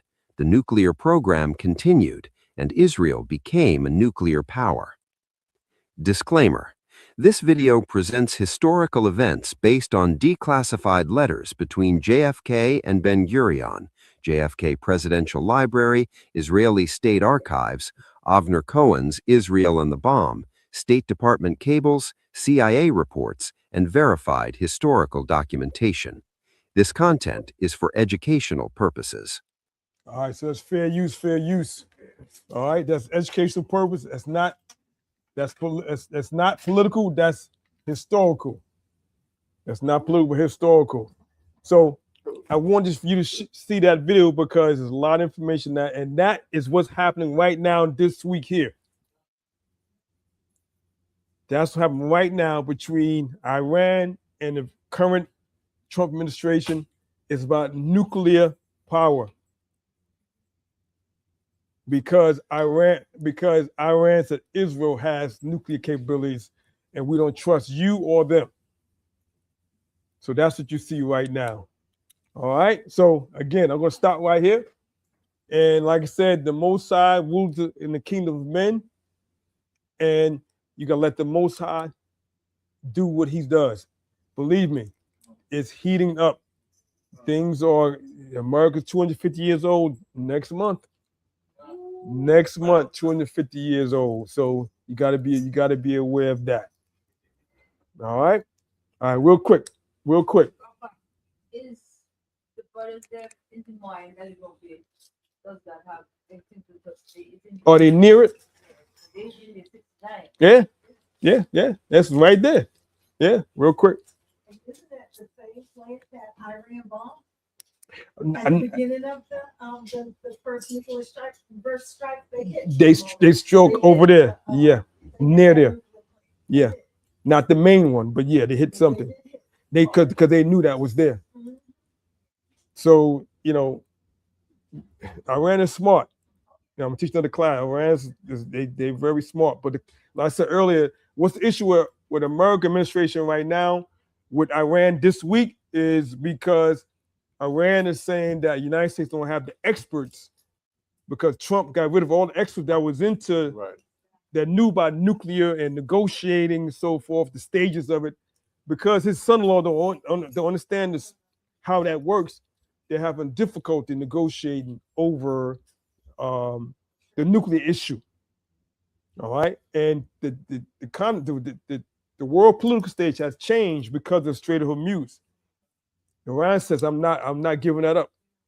We're not going back to pre-war. We in charge of it forever. And we charging tolls to everybody. Yeah. $1 million a vote, right? As long as, and they said that's off the table, because as long as Hezbollah is fighting Israel, there's nothing y'all can do. All right, so the Mossad is wrapping this thing up, and just watch how this goes. Trump is going insane. All right, and I'm gonna stay out of political. I'm not into the political part too much. Keep that from the class. We the House today. We're not gonna get too political in terms of that over the air. We'll do that.